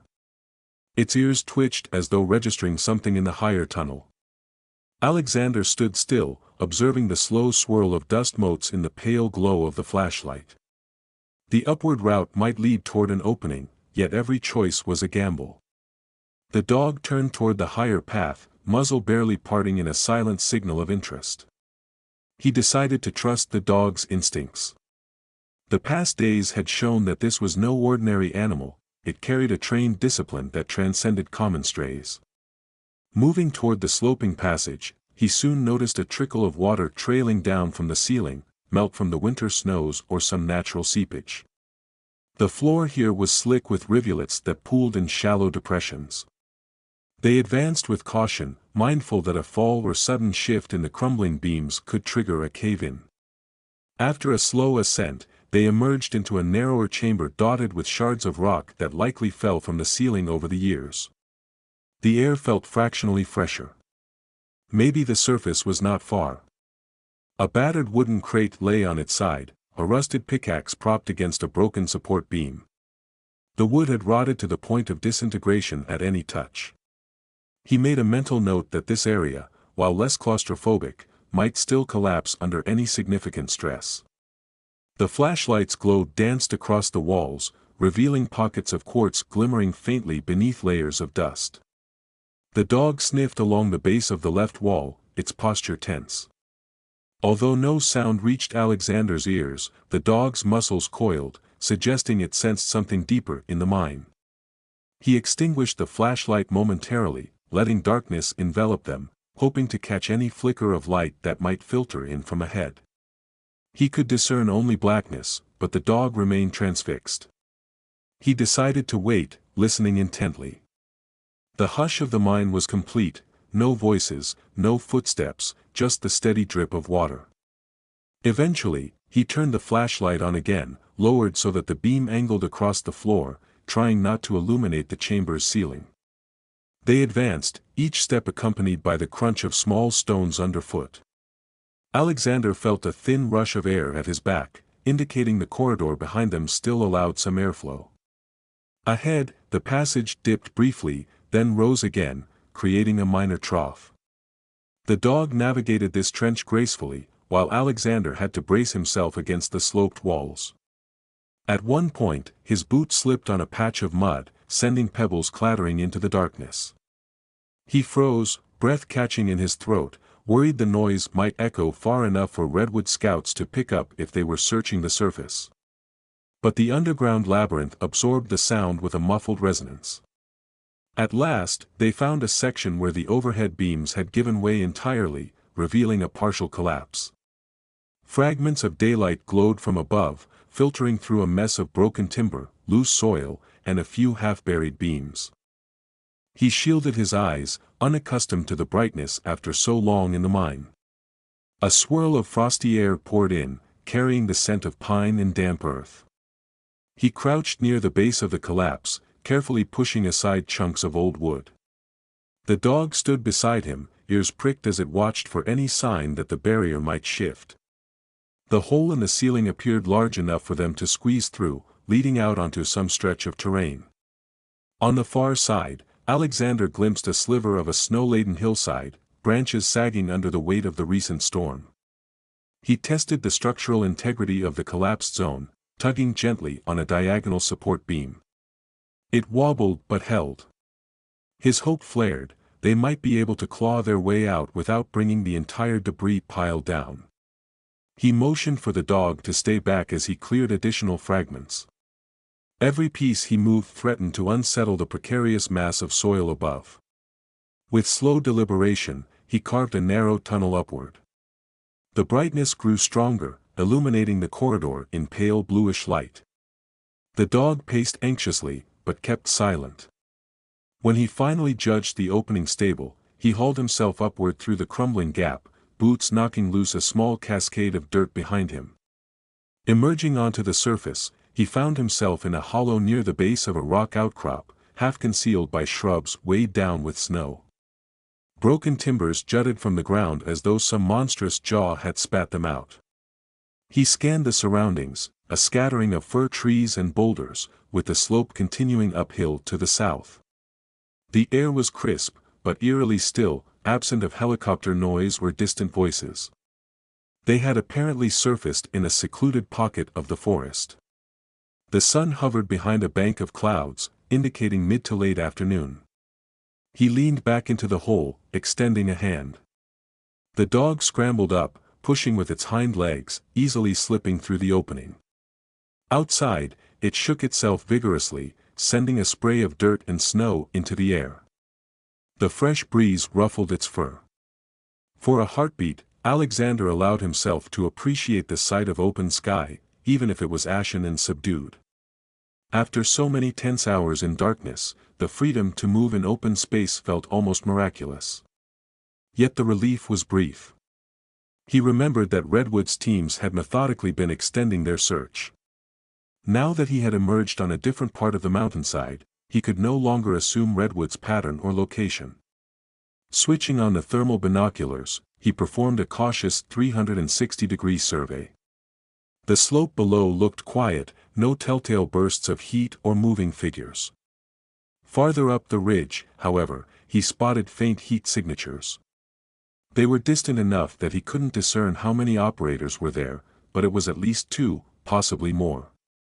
They seemed to be positioned near a stand of aspen trees. He guessed Redwood had established a vantage point or set up a perimeter in that direction. He crouched behind a fallen log, the dog beside him. The snow here was crusted from earlier storms, making each step potentially noisy. In the distance, the sky threatened more precipitation, judging by the solid wall of clouds drifting in from the west. If it started to snow again, Redwood's thermal sensors might become the main factor, overshadowing normal visibility. With that in mind, he decided to push lower down the slope. The thicker forest there could shield them from line-of-sight detection, at least until Redwood realized they had surfaced. Descending carefully, he kept the dog close. The bandage on its injured paw needed checking, but there was no time to pause yet. Each footstep crushed the crunchy top layer of snow, sending shallow echoes among the trees. He found a narrow game trail that wound between thick undergrowth. The going was slow, but the coverage was better. Twice, he glimpsed brief flashes of color through the trees, possibly Redwood scouts or just a trick of the shifting light. He froze each time, listening, but heard no approach. He navigated a series of rocky ledges, each about waist-high, that formed natural steps down the mountainside. The dog leapt gracefully, though it limped slightly on landing.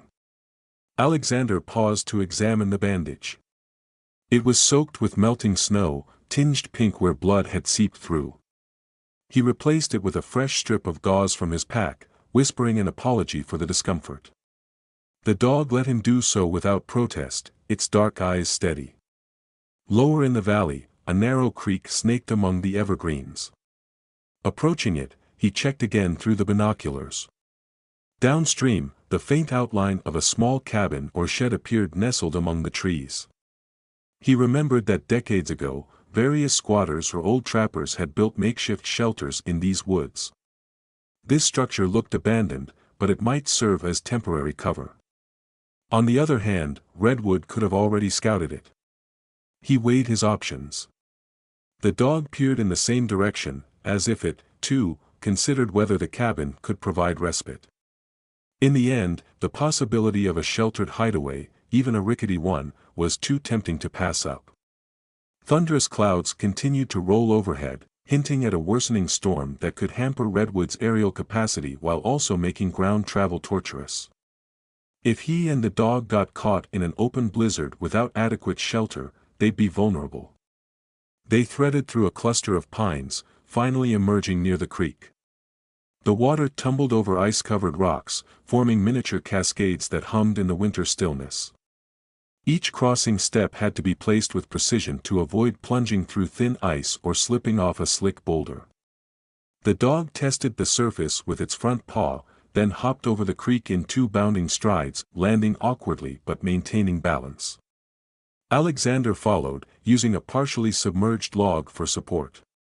Reaching the opposite bank, he scouted the route to the dilapidated cabin. The structure stood on a small rise, roof sagging in the middle, doors missing. A handful of broken shingles littered the snow around it. No footprints were visible, suggesting that Redwood either hadn't bothered to check this place or had left no sign of their visit. He moved in slowly, kneeling behind a thicket to watch for any sign of movement within. The windows were just gaping holes in the walls, no glass left. Silence. He approached, stepping onto what remained of a front porch. The planks creaked but held. Inside, the single-room interior was dark, musty, and ice-crusted in one corner where snow had drifted through a broken window. A rickety table leaned against the far wall, and the remains of a stone fireplace jutted out near the center. The dog sniffed around, slipping on a patch of frozen floorboards but recovering quickly. Alexander swept the flashlight over the corners, finding no immediate threats. He decided to use what little dryness remained to start a small fire in the fireplace. It was risky, smoke could signal Redwood if they had vantage points. But the bone-deep cold and the dog's obvious fatigue won out. Gathering splinters of wood from the porch and bits of old crate from inside, he built a small cone of tinder, then sparked it to life with a lighter. The smoke was minimal at first, seeping up the chimney. To check if it would reveal their position, he peeked outside. The wind carried the faint plume at an angle through the missing roof boards, dispersing it somewhat among the treetops. With luck, Redwood's attention was focused on other sectors. He coaxed the flame gently, warming his hands against the meager heat. The dog stretched out near the hearth, muzzle resting on folded paws. Despite the circumstances, there was something comforting in that small glow of firelight, a reminder of simpler survival instincts in a world overshadowed by advanced surveillance and covert agendas. As the minutes passed, a slight warmth spread through the cabin. He took this chance to remove the soiled bandage again, cleaning and redressing the dog's paw more thoroughly. The dog endured the process stoically. He rationed out a bit of food, a protein bar for himself and some pieces of jerky for the dog. It ate with composure, though Alexander could tell it was hungry. After setting some water to heat in a small metal container, he mulled over the next steps. They had evaded Redwood's ground teams for the moment, but he sensed that a renewed sweep would come soon, perhaps spurred by Redwood's frustration or a shift in orders as daylight waned. Another blizzard might descend at any time, complicating the situation further. He remembered Colonel Martinez's partial transmissions about official efforts to confront Redwood. The jamming had masked any further updates, leaving him with no clue whether those efforts had succeeded or if Redwood still operated unchallenged in these mountains. His best hope might be to remain hidden until Redwood either withdrew or was forced to redeploy. Yet, if Redwood suspected the dog carried critical intelligence, they might never truly give up. Reflecting on the dog's background, he began to piece together possibilities. Winterlight, the rumored program that tested the boundaries of canine cognition, had presumably gone underground or been declared defunct. Redwood's single-minded pursuit suggested they wanted to destroy all evidence of that lineage. If the dog was, in fact, a living repository of incriminating data, Redwood's objective was clear. On a deeper level, he suspected the dog's advanced awareness and capacity for strategic thinking might threaten Redwood's entire operation. Perhaps the dog had witnessed or stored key details about illegal missions, black market deals, or unethical experiments. The hush they wanted to impose was absolute. A gust of wind rattled the broken shutters, scattering ash from the fireplace. Outside, the sky darkened further, thick with the promise of more snow. He debated the merits of remaining in the cabin overnight. It would shield them from the storm, but also pin them down in a structure Redwood could easily surround. The alternative was wandering aimlessly through a winter tempest. The dog, though resilient, was still recovering from exposure. Weighing these factors, he resolved to stay until the storm either arrived or passed, carefully maintaining minimal fire. He kept an uneasy vigil through the afternoon, occasionally stepping outside to scan the slopes with binoculars. The forest felt empty, though that sensation likely concealed Redwood teams operating with radio discipline. At one point, he heard distant rotor blades, but they disappeared behind the ridges as the swirling clouds pressed lower. Each hour seemed to stretch, a test of patience as he alternated between watchfulness and small tasks, feeding the fire, adjusting the dog's bandage, checking his gear. Eventually, darkness enveloped the valley. Snow began to fall again, flakes drifting lazily at first before turning into a dense curtain. He dared not light any lantern or large flame, the fireplace's dim glow would have to suffice. With the dog curled near the hearth, he considered barricading the door, but realized that if Redwood discovered them, a single flimsy barrier would serve no real purpose. Instead, he placed a simple tripwire in the snow just outside, rigged to jangle tin cans that might offer a moment's warning. Not a sophisticated measure, but in this environment, every second counted. He drifted in and out of shallow sleep, always with one ear trained on the hush outside. Now and then, the dog raised its head, scanning the shadows. Each time, he tensed, expecting the worst, but the night carried on with only the steady hiss of snowfall and the creaks of an aging cabin. The storm's fury eventually intensified, wind gusts howling through the pines. If Redwood was still searching, that search would be complicated by near-zero visibility. Perhaps that was enough to buy them respite. Near midnight, the wind seemed to roar across the valley in waves, setting the rafters groaning. Cold drafts cut through gaps in the walls, but the small fire persisted, its embers glowing red beneath sporadic flames. The dog dozed, occasionally twitching its ears. Alexander remained on edge, but the exhaustion from days of cat-and-mouse pursuit weighed heavily on him.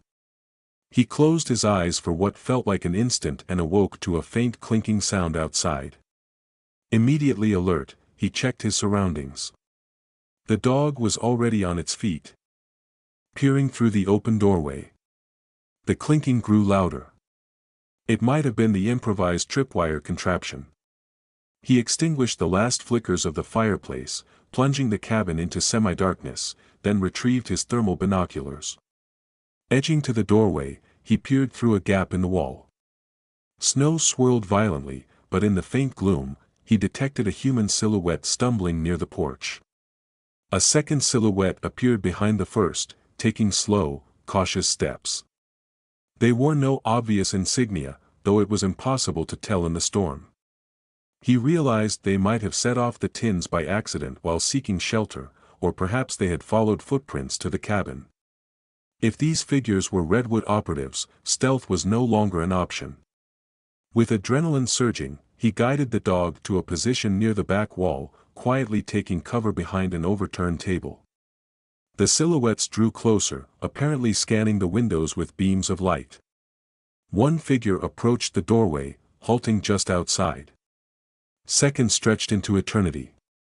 The wind shrieked, rattling the broken shutters. Then the front door creaked, hinges protesting as the silhouette pushed it inward. Alexander remained motionless. Through the binoculars, he saw the figure's heat signature glowing orange-red, chest rising and falling rapidly in the cold. The dog braced, as if preparing for a confrontation. The second figure waited outside, perhaps standing guard. Finally, a voice emerged over the gale, muffled by the wind.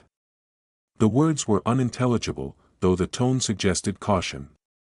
Alexander exhaled slowly, his breath catching in his throat. If Redwood was here, they were either forging an improvised infiltration or searching for signs of recent occupation. The figure stepped further into the cabin, raising a flashlight. The bright beam sliced across the interior, illuminating the battered walls, then passing over the hearth's dying embers. The reflection in the figure's goggles betrayed a sense of alarm.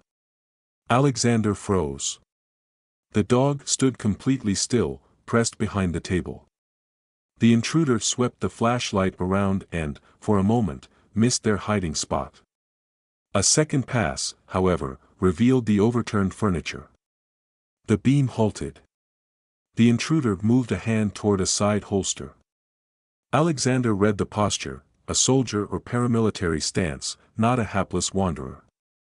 He knew the next seconds would be decisive. Before the figure could draw, the dog lunged forward with uncanny speed, using the table as cover. It moved in silence, a swift shape cutting across the flashlight's arc. The intruder stumbled backward, colliding with the doorframe, letting out a startled shout.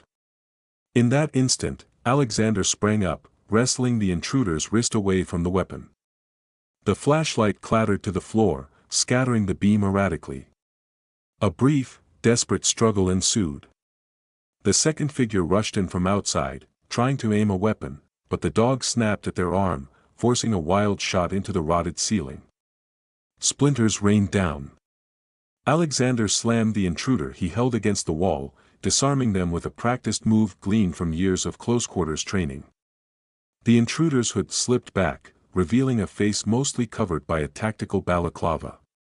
Furious eyes locked onto Alexander, but a flash of fear glimmered too. He pivoted to face the second operative, who had managed to fend off the dog's initial attack and now held a sidearm aimed in their direction. The muzzle wavered in the gloom. The dog growled, baring teeth, ready to spring again. The intruder's face, also obscured by gear, twisted with indecision, pulling the trigger risked hitting their companion. The standstill lasted only a second or two, but it felt like an entire minute. Wind howled through the open doorway, blowing snow into the cabin. Abruptly, the armed figure shifted tactics, lurching to the side to gain a better shot. The dog responded instantly, vaulting forward to latch onto the intruder's arm, jaws clamping with a force that made the figure cry out. The shot fired wide, slamming into the fireplace stones. Alexander seized the moment, knocking the weapon away with a kick. It skittered across the floor, out of reach. Stunned, the armed intruder toppled, pinned under the dog's weight, while the first operative tried to regain footing. Breathing heavily, Alexander recognized he had seconds to decide how far this confrontation would go. He pinned the first intruder's arms behind their back, disarming them of a second concealed knife. The dog maintained pressure on the pinned operative, though it did not maul them further. Instead, it growled in a low, warning tone. For the first time, Alexander sensed that the intruders might not be Redwood. Their gear looked too varied, as though assembled from different sources, not the uniformed equipment Redwood's teams had displayed. Still, they were obviously armed and hostile. The pinned intruder tried to speak, but coughed in the swirling dust. Alexander braced himself, scanning the gloom outside. If these two had allies nearby, more could arrive at any moment. The dog pressed its jaws a fraction deeper, forcing a whimper from the captive. Tension coiled like a spring in the air. Alexander realized he had to move or risk a drawn-out skirmish he couldn't afford. He dragged the first intruder across the floor, away from the doorway, while keeping an eye on the second. The dog let up slightly, repositioning to block any attempt at retrieval of the sidearm. Wheezing, the first intruder tried to form words, but the wind and adrenaline drowned them out. The second one, pinned by the dog, had lost their hood, revealing short-cropped hair. A glint of desperation shone in their eyes. Alexander found himself in an impasse, no time for interrogation. He recognized an old reflex from wartime: secure your perimeter, disarm threats, keep moving. The dog seemed attuned to that same reflex, waiting for the next command. He snatched a coil of rope from the corner, an old leftover from the cabin's debris. It was frayed, but sturdy enough. Within moments, he had bound the first intruder's wrists behind their back. The second intruder tried to scramble free, but the dog growled, muzzle inches from the intruder's face. With help from the dog's vigilant presence, he managed to tie them as well, making a rough loop around ankles and wrists to keep them from launching another attack. Both captives lay panting, exchanging frantic glances. The swirling storm intensified, sending gusts of wind and snow into the cabin. He debated whether to leave them to Redwood's mercy or to force them outside. Neither option seemed wise. If Redwood arrived, they might assume the intruders were allied with him. Alternatively, if Redwood had no presence here, leaving them bound in the cold could be fatal. The dog prowled restlessly, glancing toward the door as if expecting reinforcements to burst in. Alexander scanned the intruder's gear, removing any spare magazines or hidden weapons he could find. Their packs contained standard survival items, extra ammunition, and a scattering of ration bars. No insignia, no easily decipherable patches. The items indicated some level of paramilitary experience. He wondered if they might be outlaws or criminals scavenging in the storm. However, their attempt to approach stealthily implied a deeper motive. Time pressed. He made a decision: he would move on, leaving them bound but not fatally imperiled. If Redwood discovered them, that might draw attention away from his own trail. If Redwood had no presence here, the two intruders could eventually work themselves free or be found by local search teams. He nudged the dog, which stepped back reluctantly, still baring teeth as it kept watch on the captives. As the wind screamed outside, he quickly doused the embers in the fireplace to avoid leaving a bright heat source. Darkness reclaimed the cabin, broken only by staccato flashes of the flashlight beam. He checked the dog's bandage once more, verifying that it hadn't reopened in the scuffle, then signaled for them to exit the rear of the cabin through a large hole in the wall where the logs had caved in. Snow pelted his face as he slipped into the night. The dog followed close. They circled around the cabin, skirting the tree line. He paused to see if any other unknown figures lurked, but glimpsed only swirling flakes illuminated by the faint reflection of moonlight behind the clouds. With methodical steps, he descended into a hollow that led eastward, once again leaving behind footprints quickly filled by blowing snow. As they tramped deeper into the forest, the storm's might intensified. Branches groaned under the weight of accumulating drifts, occasionally snapping with sharp cracks. Visibility dwindled to a few yards. This semi-blizzard could aid their escape but also risk disorientation. He wondered if Redwood might even call off active searches until conditions improved, though that assumption might be wishful thinking. He tried powering on his coded device again, crouching behind a rock for partial shelter. The screen flickered, battered by interference. No coherent transmissions surfaced. Perhaps Redwood had expanded jamming coverage, or the storm simply disrupted signals. With no immediate guidance from Martinez or any official channel, he had only his instincts and the dog's senses. Pressing onward, he aimed to reach higher ground. If they navigated along the ridge, they might circumvent Redwood's lower sweeps. The dog shivered periodically, but trudged forward, leaning against the wind. He recalled how, in an earlier life, he had endured punishing conditions on remote deployments. That training was keeping him focused now, but the dog had surprised him with equal fortitude, confirming just how specialized its background must be. Eventually, the land rose steeply. He used protruding roots and snow-laden brush to climb, occasionally sliding back when the wind gusted. The dog scrambled adeptly, flattening its body and digging claws into the powder. After a punishing ascent, they emerged onto a narrow plateau overlooking a valley. Snow whipped horizontally, limiting any clear view, but in the occasional lull, he made out a wide expanse of pines below. Near the edge of this plateau lay a large boulder partially split by a crack wide enough for a person to slip inside.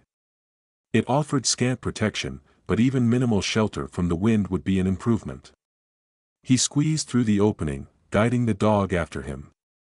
Inside, the natural crevice formed a small recess where he could crouch with the dog at his side. The stone walls blocked most of the gale, creating a semblance of calm. He listened, letting his heart rate slow.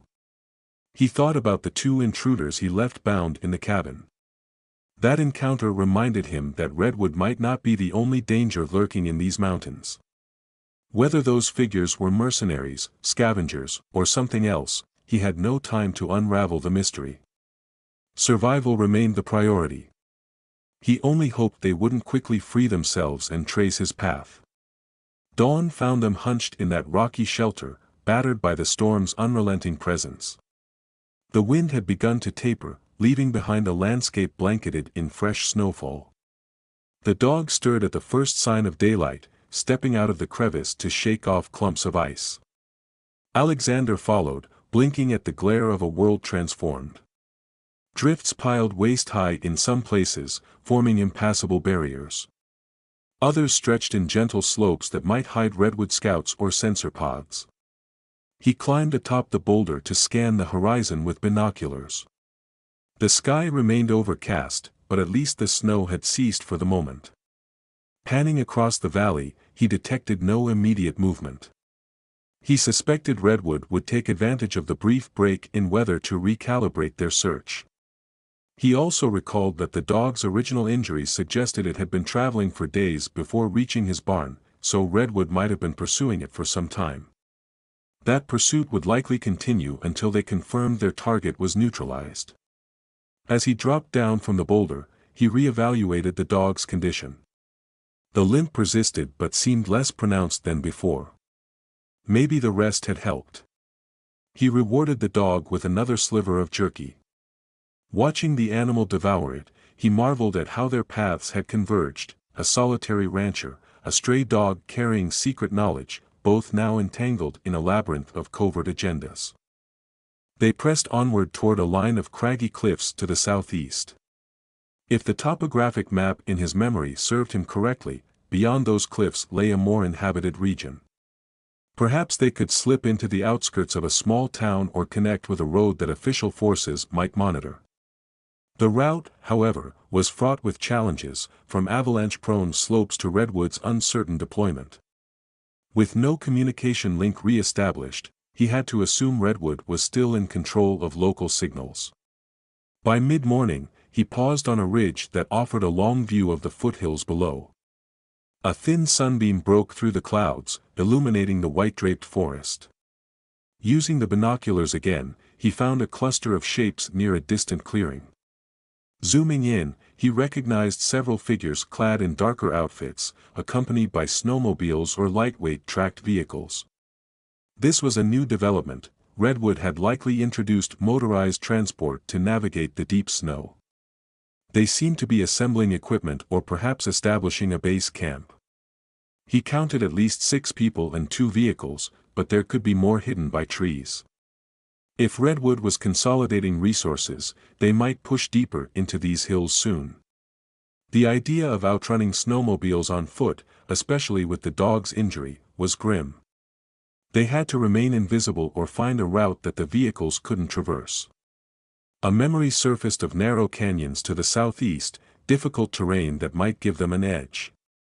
But it meant crossing an open stretch of land visible to Redwood's vantage. Weighing his options, he noticed the dog sniffing the wind intently, muzzle pointing south. Without obvious cues, it clearly sensed something. Alexander guessed Redwood might be advancing from multiple directions, forcing them toward a trap. He realized that continuing east risked tangling with the squads near the clearing. Perhaps the best move was to skirt south and attempt a wide arc, trusting the forest's density for concealment.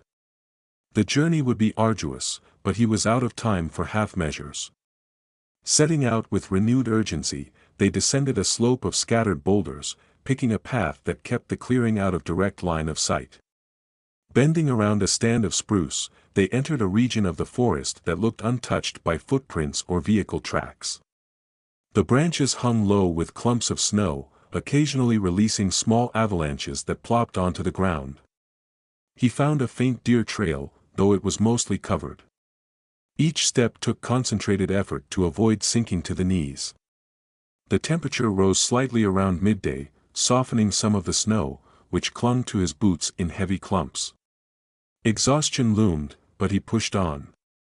Whenever they paused, the dog took the opportunity to rest its injured leg. Time and again, Alexander scanned the forest for any sign of pursuit. He glimpsed no one, yet Redwood's presence weighed on his mind. The slightest rustle or snap of a branch had him checking for watchers.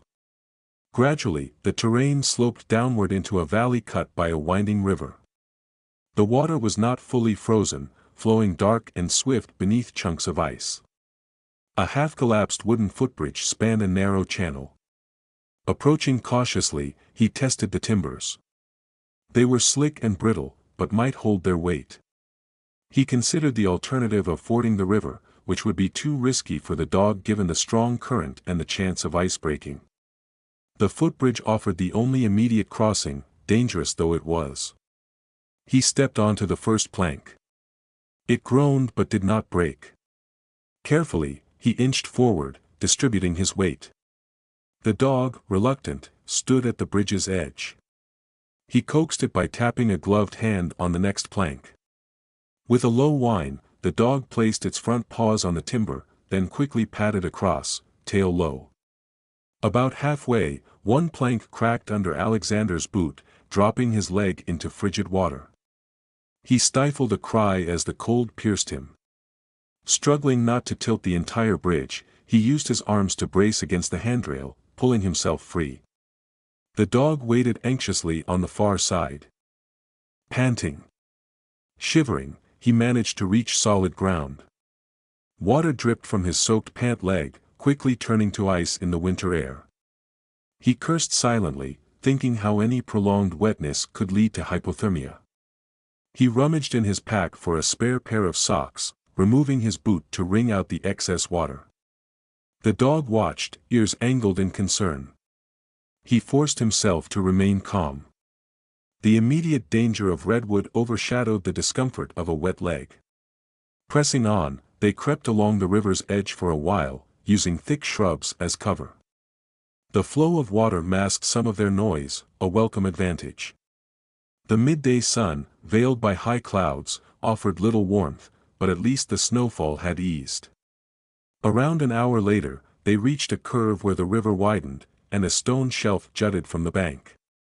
From there, the land climbed again toward the foothills of a more expansive mountain range. He realized they were gradually leaving his home territory behind, drifting into less familiar parts of the region. A flicker of movement caught his eye on the far side of the river. He ducked, drawing the dog down with him.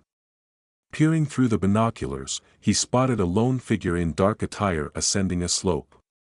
The figure held what looked like a compact rifle, scanning the surroundings methodically. A redwood scout, perhaps separated from the main group, or sent ahead to flank any unsuspecting target.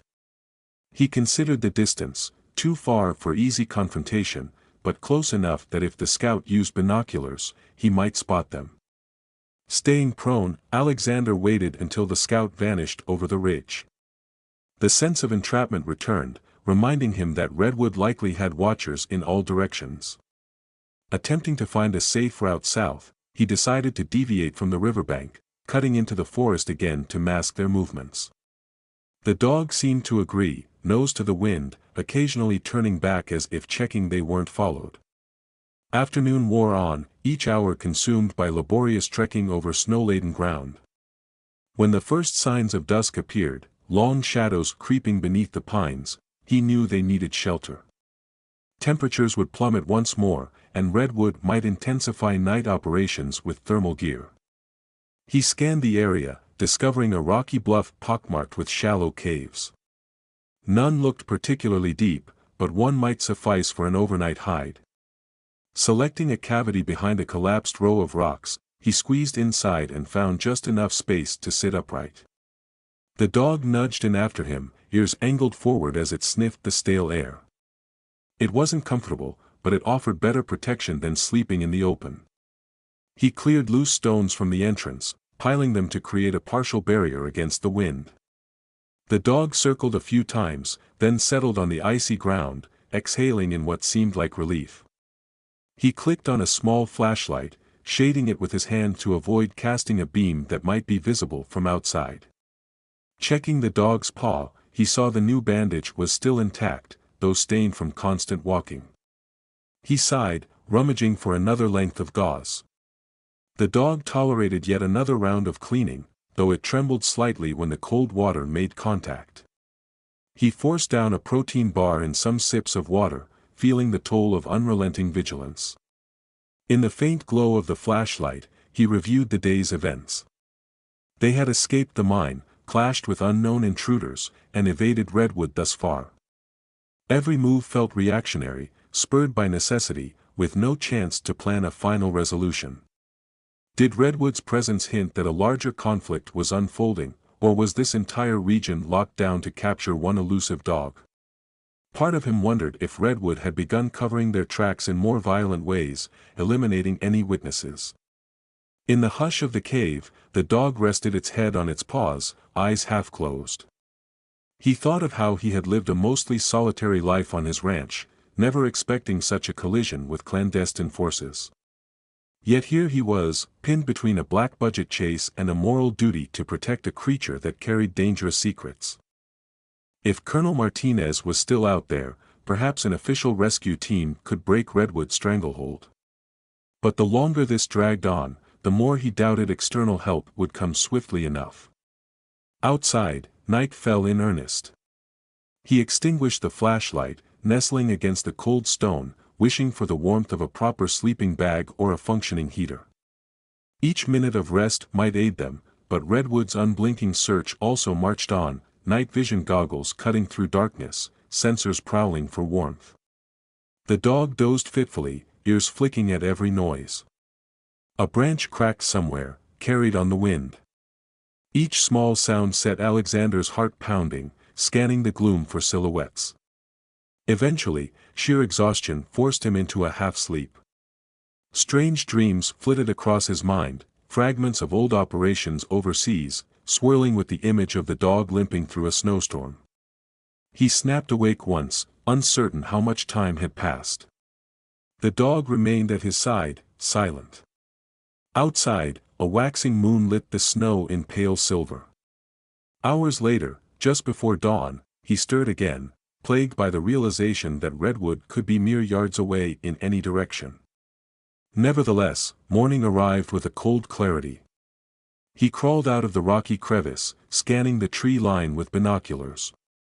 No sign of immediate pursuit, though footprints from days prior might be buried under fresh snowfall. The dog emerged behind him, shaking off stiffness. A faint breeze carried the forest's quiet hush. If Redwood was conducting a thorough sweep, they might be operating deeper into the valley or repositioning near the ridges. The brief calm might be an illusion. Without a reliable map of this territory, he relied on memory and guesswork. Moving deeper into the southeast seemed the best course. Eventually, he could reach the border of the next county, where Redwood's coverage might thin. The dog limped slightly, but kept pace, forging a path through powdery snow. As they traveled, the distant rumble of an aircraft overhead caught his attention. He peered up, but only saw a featureless gray sky. The noise faded, replaced by silence. Possibly a high-altitude patrol or even commercial flight. He pressed on, mindful that Redwood's resources could include small drones or fixed-wing craft. Reaching a clearing, he paused to check the horizon. More clouds loomed. Another storm might be brewing, or it could simply be the region's unpredictable weather. The dog sniffed the air and froze, hackles rising. Alexander followed its gaze, heart pounding. At the far edge of the clearing, half obscured by pines, stood two individuals wearing white camouflage parkas. They appeared to be scanning the vicinity with a device mounted on a tripod, possibly a thermal or ground-penetrating sensor. Instinctively, he dropped behind a snowbank, gesturing for the dog to follow. The pair methodically turned the device, as though mapping heat signatures across the clearing. If they caught even a hint of movement, he and the dog would be exposed. Carefully, he peered through binoculars. Neither figure bore obvious Redwood insignia, but their gear looked advanced, matching winter fatigues, high-grade optical equipment. He wondered if Redwood had begun distributing camouflage uniforms or if these were yet another faction. In these mountains, it seemed a tangle of clandestine agendas converged, each group likely hostile to outsiders. Unable to cross the clearing without being detected, he backtracked cautiously, making sure to leave no footprints that led directly back to the rocky crevice. The dog assisted, occasionally kicking snow over their tracks. They skirted the tree line, hearts hammering. When he glanced back, the tripod device was being packed up. The pair vanished into the pines, presumably continuing their sweep. Alexander felt the tightness in his chest ease. They had narrowly avoided confrontation again. Still, it underscored the fact that multiple sets of well-armed players were out there. Redwood, the unknown intruders at the cabin, now these two in white camouflage. Was it possible that official forces, perhaps some advanced reconnaissance unit of Martinez's, were also operating? Or had Redwood hired third-party specialists? Despite the swirling questions, he continued south, hoping to bypass the largest knots of potential conflict. The dog moved with renewed purpose, ears turning at each shift in the wind. Slowly, they descended into a series of narrower ravines, each lined with tall conifers. The terrain was punishing, steep slopes of loose rock hidden under layers of snow. He often slipped, catching himself on branches or boulders. The dog navigated with caution, trying not to aggravate its injury. By midday, they emerged onto a ledge that overlooked a long valley. Far below, a frozen lake shimmered, its surface reflecting the bruise-colored sky. In normal times, the sight would have been spectacular. Now, it was simply another expanse that might harbor watchers or ambushes. He checked the binoculars. No obvious movement on the ice, but a handful of crows circled near the lake's far shore, perhaps drawn by carrion. The path down to the valley looked hazardous, crisscrossed by potential avalanche chutes. He weighed the risk. If redwood teams patrolled above, maybe the valley offered a safer corridor. Alternatively, the lake's open surface would leave them vulnerable to overhead detection. He exhaled, feeling the dog press against his leg, as though sensing his uncertainty. So far, every fork in the path had been a gamble. This one was no different. Resolving to keep to the forest near the lake's perimeter, he began the steep descent. Within minutes, the slope proved treacherous. The snowpack shifted under each step, sometimes sending small slides of powder rushing down. Twice, he had to brace himself on stray roots to avoid a full tumble. The dog's progress was more agile but cautious. Gradually, they neared the base of the slope, where an outcropping of rock formed a partial barrier at the lake's edge. From there, the ice stretched out in a vast white expanse. A solitary pine bent over the water, branches weighed by snow. He followed the shoreline, occasionally peering out at the ice. It appeared thick, but he was reluctant to venture across. The possibility of hidden weak spots or redwood watchers on the opposite shore dissuaded him. Eventually, the pine forest deepened, leaving a narrow corridor of land between the water and the rising slope. They moved quietly, eyes roving for signs of footprints or tracks. In the midday gloom, all was calm, but that calm seemed ominous. They pressed forward for nearly an hour before the dog halted abruptly, stepping behind a fallen log. Alexander froze, scanning the shoreline. A flicker of motion caught his eye near a cluster of reeds at the water's edge. He lifted the binoculars and saw what looked like a small drone, hovering low to the ground, rotors spinning softly. It glided, scanning the immediate area with a forward-mounted camera. A faint whir drifted across the water. The dog bristled, recognizing the mechanical threat. Alexander crouched, cursing inwardly. If Redwood had deployed drones at lake level, navigating around them might be impossible without risking detection. The drone paused, panning its lens. Then it resumed a slow pass, likely searching for heat anomalies or movement. He realized if they tried crossing behind it, the open space could betray them. They needed to wait for the drone to move on or find an alternate path. Minutes crawled by. The drone's route appeared systematic, scanning pockets of reeds and driftwood. It drifted near the shoreline, then pivoted, heading out over the ice. Alexander used that moment to edge further into the trees, seeking denser cover. The dog followed, pressing low to the ground. From behind a thick trunk, he watched as the drone's outline receded, swallowed by a swirl of lake fog rising with the midday temperature change. Even after it vanished, caution dictated they remain still. He counted to 300 in his head, scanning the skies for any sign of its return. Finally, convinced the drone had moved on, he rose. The dog did the same, shaking snow off its coat. A sense of close escape mingled with frustration. Redwood's detection net was vast, they could run into another drone at any time. Continuing along the lake's edge became less viable, so he angled back into the forest where the terrain rose more sharply.